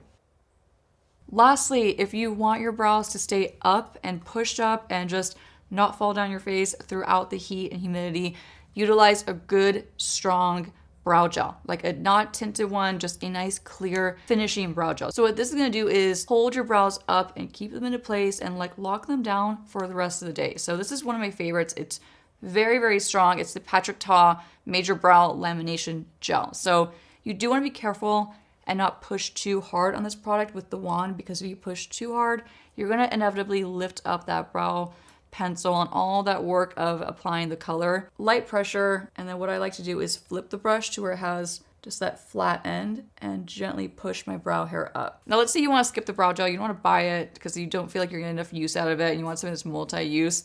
If you get a really strong hairspray like this one from Got To Be and you spray it in just a clean spoolie, this is going to also help keep your brows up and in place throughout the day. Okay, so now that my brows are on, we're gonna move back to skin. So now that my skin prep is fully dried down, now we could go in with a primer. So there's two primers that I love for high humidity. One is gonna be a mattifying primer. So for those people who have really, really oily skin, a mattifying primer is gonna be a nice tool to utilize to just really combat that oil coming through in the T-zone especially. There are so many on the market that I love and that I use, but I actually got one recently from L'Oreal. It's a new one, it's drugstore, and it works just as good as the Makeup Forever one that I'm a really big fan of, and also a Nars one that I was a big fan of as well before I ran out. So let me show you this one. I'm going to use a little bit. Another option that is great too for longevity of makeup is the Milk Hydro Grip. But when summertime hits and you want to combat shine, this is a great primer to use because it is going to help mattify. This one is not so much mattifying as it is just, it's going to help to grip whatever you put on top and really like lock it in. And also I feel like I've used this one so many times on my channel, so you kind of get the idea of what it looks like on. So let's switch it up. It's the L'Oreal Prime Lab 24-Hour Matte Setter Primer. So I'm going to use just a small amount because again, don't forget, less is more, especially with your primer. You don't need a lot of it. And this is actually really thin in texture, which also is why I like it for hot weather, humidity. It's not like a thick, goopy, glue type feeling, which just feels terrible on your skin, especially when it is hot outside. So it's nice and lightweight. I'm just gonna keep it in the center of my face, like my T-zone. For me, I get oily around my nose, above my lip, the top of my chin, and then right here between my brows. If you get oily all over, apply a thin layer throughout, but just keep it thin. Less is more. Thin layers is going to be key for keeping any makeup on through heat and humidity. Now that we have the primer on and it's dried down extremely quick, before I jump into foundation, there's one last step in skin prep that I want you to utilize. And this is a game changer. And I feel like a lot of people don't think to do this, but if you do this, it's such a great mid step in locking your makeup into place. What I'm talking about is using a setting spray, not just as your finishing step, in between your skin prep and your foundation to just lock that into place. This is one of my all-time favorites. I'm almost out of it. It's the Charlotte Tilbury Airbrush Flawless Setting Spray. This is something that I grab when I want either my makeup or my client's makeup to be budge proof. This is a phenomenal setting spray. So I'm going to thoroughly coat my entire face with this and let this dry down. So hold on. Now to dry this down quicker, I'm just gonna grab my fan that I got from Half Magic recently in PR. It's the cutest thing I've ever seen. This fan came with a bunch of their liquid eyeshadows, so thank you, Half Magic. I'm so excited because this fan has come in so handy. Okay, so that just sped up that dry time. That was so quick. Now we can actually move on to foundation. Now I have some great recommendations for formulas that I know work the best in high humidity and high heat. So one thing I want to point out is avoid your luminous and your glowy and your dewy formulas. Those formulas, although they look gorgeous, what I suggest to do, and this is one of my best tips, is start with a semi-matte finish because you're gonna get that oil and that shine no matter what. If you're severely oily and you want to just keep your makeup on in that high heat, then go for a solid matte formula. If you're somewhere in between, like a combination, or especially if you are dry, satin finishes are going to be your best friend.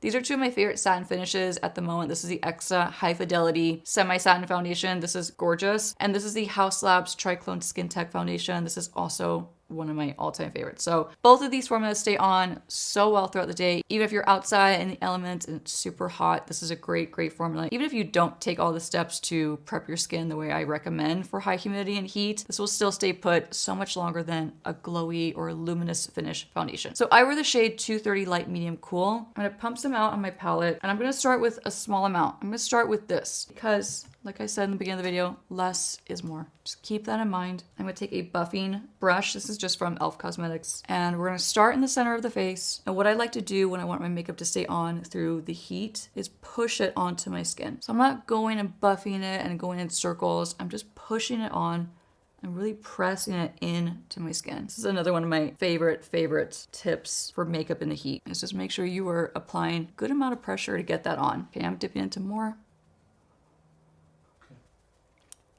So this is a nice thin layer of that foundation pushed and really pressed into my skin all over. So even if you want to build up more coverage, let's say you want a full coverage, that's totally fine. But you want to start in layers and do it in 1 to 2 to 3 separate layers, allowing each layer in between to dry down properly before you go into the next layer. What I'm going to do now is just let this dry down. In fact, I'm going to speed it up. I'm going to grab my fan again. So now that my foundation has dried down, I'm going to go in with my concealer. I'm going to show you 2 options. One is going to be a very lightweight option. This is the Glow-ish Bright Light Sheer Concealer. This is a nice option if you don't want a lot of coverage under your eyes and you don't want to look or feel very heavy, or if you just don't need a lot of coverage under your eyes. This is actually really nice and it dries down pretty decent. It doesn't stay super luminous, which I really enjoy. Since I do like coverage and I feel like I need coverage under my eyes, this is my other favorite for concealer. This is the Forever Skin Correct Concealer from Dior. I wear the shade 2N. This is a very long wearing concealer. I think it says it's 16 hour. Oh, it says 24 hour wear, which is hilarious because you would never wear your concealer for 24 hours. I wouldn't recommend it anyway. So I'm going to take this. I'm going to dot it where I need it. And yes, I like a lot. To be honest, it's still less than what I would normally put on. So less is more. Now for longevity, when it's super hot outside, I have a few techniques that I love for blending out my concealer. And the first step to that is taking a really small, very slightly damp beauty sponge. And I'm going to press this into the area. Not applying a lot of pressure, just a very light amount of pressure. I don't want to lift off any of that coverage. I want to keep it. I need that coverage like I always talk about. So just lightly pressing this into my skin. But since this is a smaller amount of makeup, it's going to just feel a lot more lightweight throughout the day. Pressing it in. And now we move on to powdering the under eye. Now, I've got a really solid system for powdering under eyes. My best tip, I love this tip, is to take just a dry blending brush. This is just a Sephora 19 brush.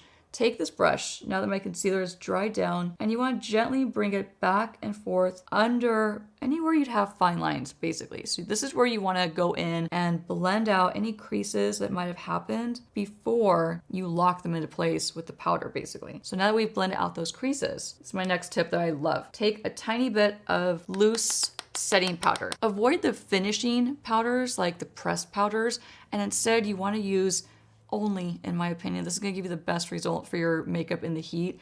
Only utilize a very fine milled, loose setting powder. Since it's so finely milled, it feels like nothing on your skin. So taking some more powder that's in my cap, just on this nice small blending brush, I'm going to run this back and forth under my eye. And you're going to use just enough to mattify and set that area. Just enough. Consider this your first layer to set your under eye concealer. Okay, so now that that is locked into place, we are going to skip over to blush. And the reason for that is because I am going to do one more round of powder under my eyes, but that needs to go on after I finish this next step. Trust me, the order just works magically. So I'm gonna take one of my current favorite blushes. This is Bloom Blush Multi-Stick from Persona Cosmetics. It's their newest shade.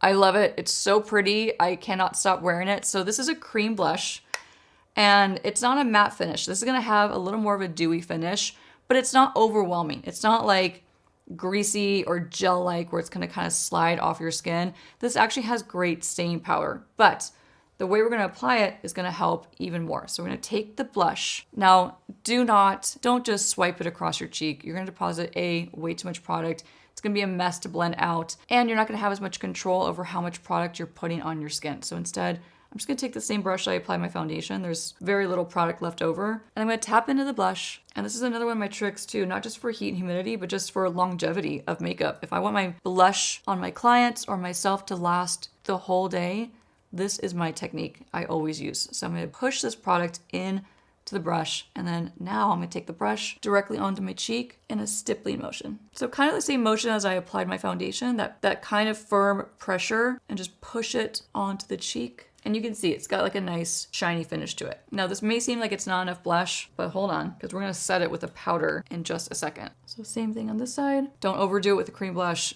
Just don't, trust me.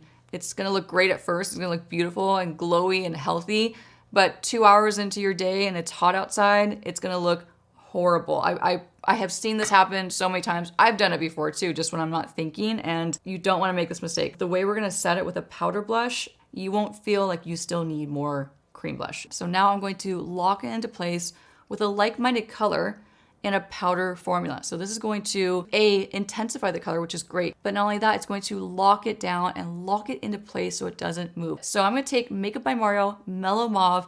I love this blush formula. It's the Soft Pop powder blush. So it's a powder blush, but it's not like super matte and dull. It has like a nice, beautiful luminosity to it. I'm gonna apply it with a BK Beauty 107. So I'm gonna press this on top of that Bloom cream blush. These actually go great together. I love these two shades together. You can see the difference too. This is gonna be a way more glossy, creamy, dewy finish. This has more of a satin finish. That's what you want. That's gonna stay on through heat and humidity. So now tapping this onto this side and locking it down. And you'll notice too, I'm not buffing it and swirling it. I'm just pressing it on top of that cream, and then we're done. We need to move on to bronzer. Now I'm gonna use a cream bronzer, and same thing, same technique. I'm gonna show you how to apply it and then how to lock it into place. This is the Makeup by Mario Soft Sculpt Shaping Stick. And this is optional, but this just works really well for applying a thin layer of this product. I'm gonna put a good amount on the top of my hand. And with a BK Beauty 101, this is like a nice dense but slanted brush. You're gonna see how nice this applies bronzer throughout the forehead. So I'm gonna dip my brush and work that product from the top of my hand into the bristles. And then from there, we're gonna just press it and tap it into the forehead. This gives you a perfectly thin layer of product, and it will give you just such a better, long-lasting, lightweight finish than as opposed to swiping it directly onto your skin. Firmly pressing this onto the high points of my forehead. You're almost stamping it on. And then with whatever's left over, I'm just gonna push a little under my cheekbone. I'm not going to apply this on the side of my nose to contour my nose or to warm it up like I typically would. My nose is a very slippery area of my face. Like, makeup just doesn't stick to that area in general. So instead, we're gonna skip it in that area. This is a great bronzer. This is the Sephora matte bronzer. I wear the shade 03 Santorini. This is a matte one. So a matte bronzer is just a great formula to use in the summer. So I'm gonna take a big angled Patrick Ta double-ended brush. I'm gonna dip into the powder bronzer, work off the rest in my hand, and then same thing. I'm just gonna tap it on top of that cream and a nice thin layer.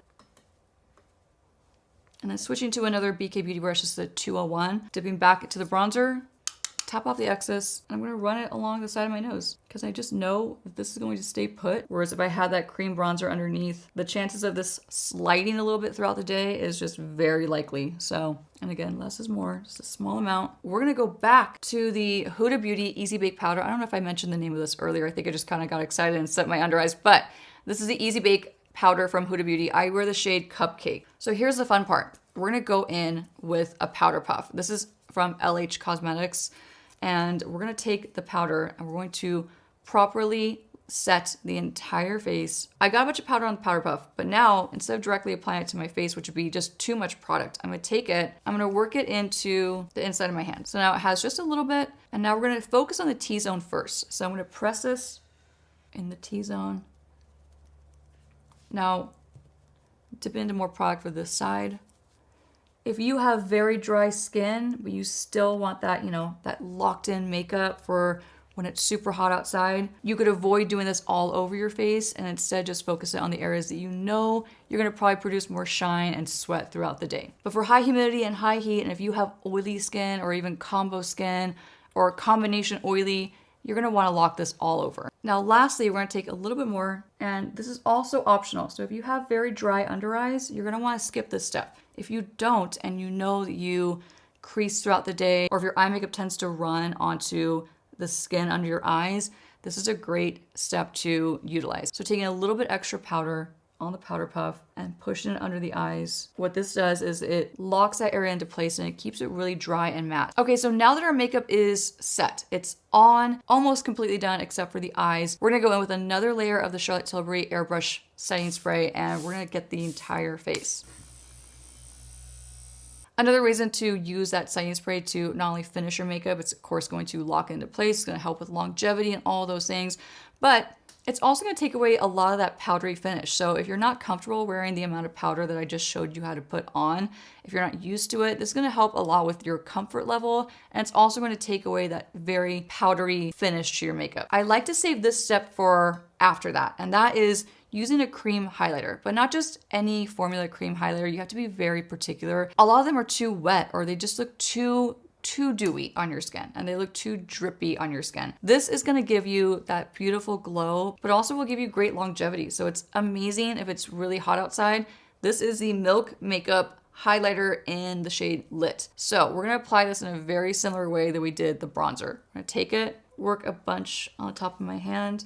This is also gonna warm it up too, which is great. Now I'm gonna go back to my little sponge. I'm gonna take the clean, biggest part of it, and we're gonna pick up that highlighter. And you're gonna press it on whatever areas you prefer to highlight. For me, I love to highlight the very top of the bridge of my nose. I avoid this because I don't wanna have like a ski slope of just glow going down my nose. I wanna have balance. So I'm gonna leave this in between part bare. And I'm gonna skip to the tip of my nose and just, because a lot of people like this area. I don't know myself, but for demonstrative purposes, I'm gonna highlight the top of my Cupid's bow. I'm gonna go back to the Milk stick. And in case it wasn't clear, I know I talk about this so often, but if you don't wanna ruin your makeup or disrupt your beautifully placed and blended makeup that is set and locked into place with a cream product, don't directly swipe it. I'm gonna find the highest point of my cheekbone right here and just lightly press it. This is going on top of set makeup, so it's gonna grip no matter what. So just tapping it lightly. I love this formula. So such a big surprise. When I first got this, I thought, okay, it's a highlighter. And I finally started using it and I've been using it ever since. It's in my makeup kit. I love this formula. You don't need to go in with a powder highlighter. I think that's just a little too much. And like I said, honestly, you're gonna get glow throughout the day no matter what, because it's going to be hot outside. Our complexion is done.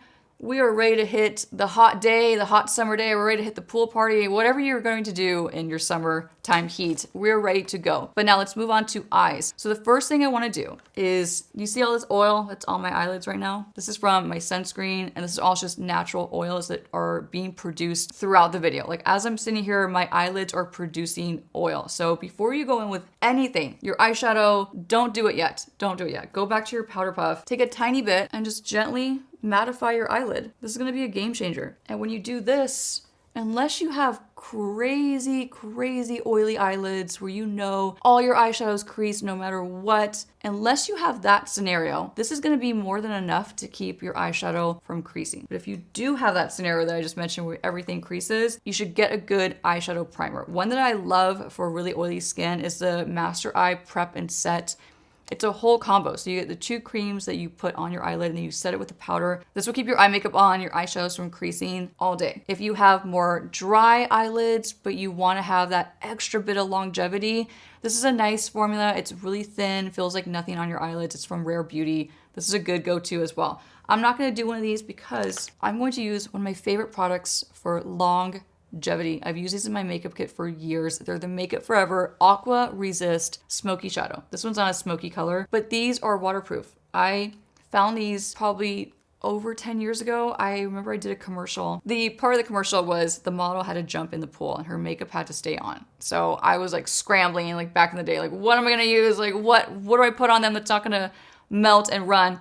But I got these shadow sticks in a couple of fun colors and it didn't move. So it definitely worked and I've been using them ever since. This is one of my favorite shades from the brand. It's number 12 Sunrise, and Sunrise, you just can't go wrong. So now that my eyelids are nice and matte, so I'm gonna run this all over my eyelid. It's quick, it's easy. I get asked a lot about what I recommend for like a one and done eyeshadow, and I promise you I'm gonna film that so soon. But this would be one of them because you put it all over and then you can just take a small blending brush, blend out the edges, and you have yourself pretty much a 30-second eye makeup look. Like, you're done.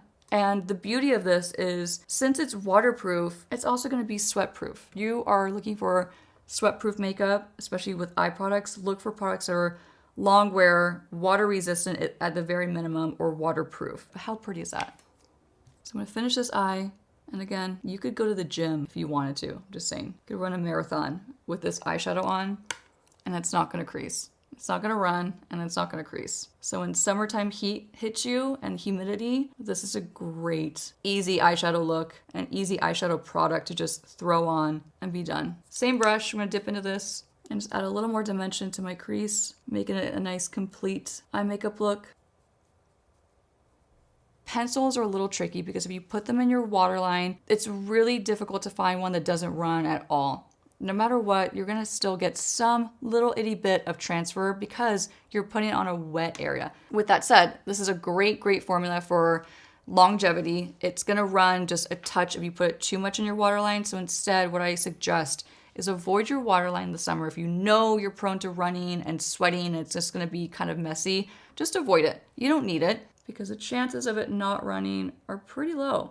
So I'm gonna run this on the top lash line on both sides. This formula does dry down pretty quickly, so if you're wanting to smudge it out, you gotta jump on that opportunity right away. Just running that as close to my lash line as possible. And now before it dries down completely, I'm gonna grab a 204. This is one of my favorite smudging and blending brushes from BK Beauty, and just lightly blend it out. We're just doing a very simple eye look to demonstrate the techniques on how to keep your eye makeup on. Just keep it nice and simple. The last step that you'd want to do, if you really want to keep it on all day long and keep it from transferring from here to here when it's really hot, the last thing you want to do is take a like-minded color in a powder.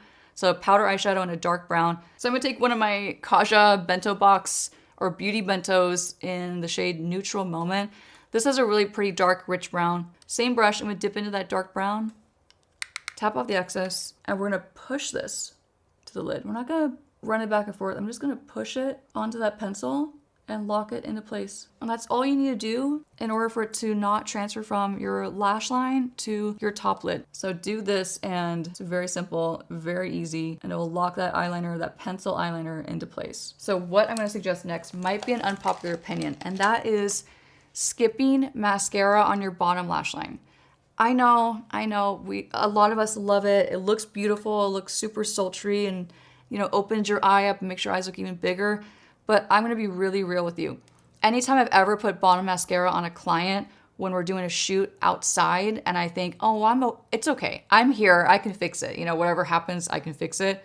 I've hated myself for it because it always ends up transferring even just a little bit. And that's even with setting your under eye and doing all the things in preparation for it not to happen. So I say just skip it. Skip the hassle, skip the worry. That way you don't even have to worry about it. It doesn't even have to be a thought throughout the day when you're outside and you're sweating. Take any medium to dark eyeshadow, same little brush, just take a little bit. And you're gonna run this as close to your bottom lash line as humanly possible. So let me show you how to do it. It's super easy. Just run it close to your lashes.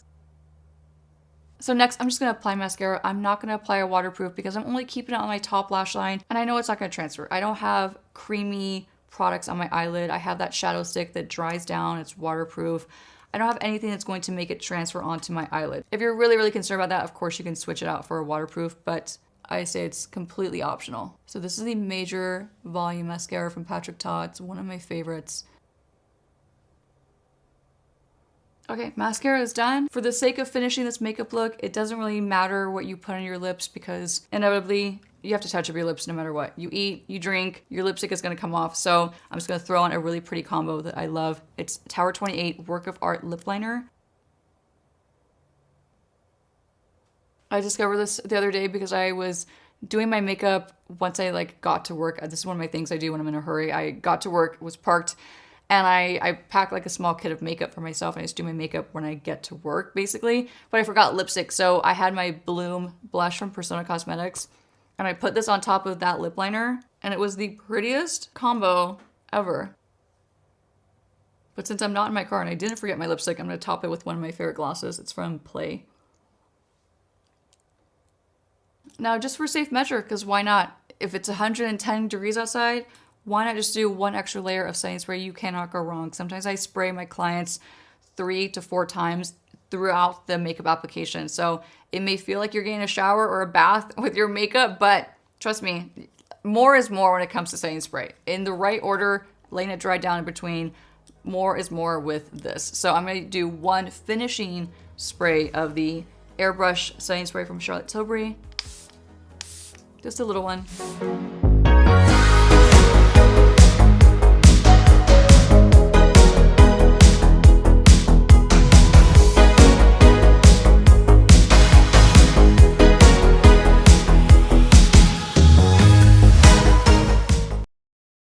Thank you all so much for hanging out with me and watching these videos once again and taking this little trip down memory lane. I hope you enjoyed this and found this fun, or at least maybe had me on in the background while you're doing other things and I got to keep you company. If that was the case, leave me a comment. Let me know what you were doing while watching this video.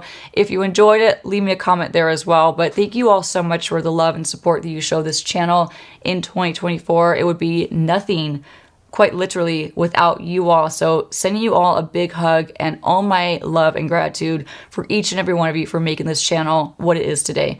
I cannot wait to see you in 2025. So many more videos to come and so many more fun things are going to be happening in 2025. But for now, Happy New Year. I love you all so much and I'll see you very soon.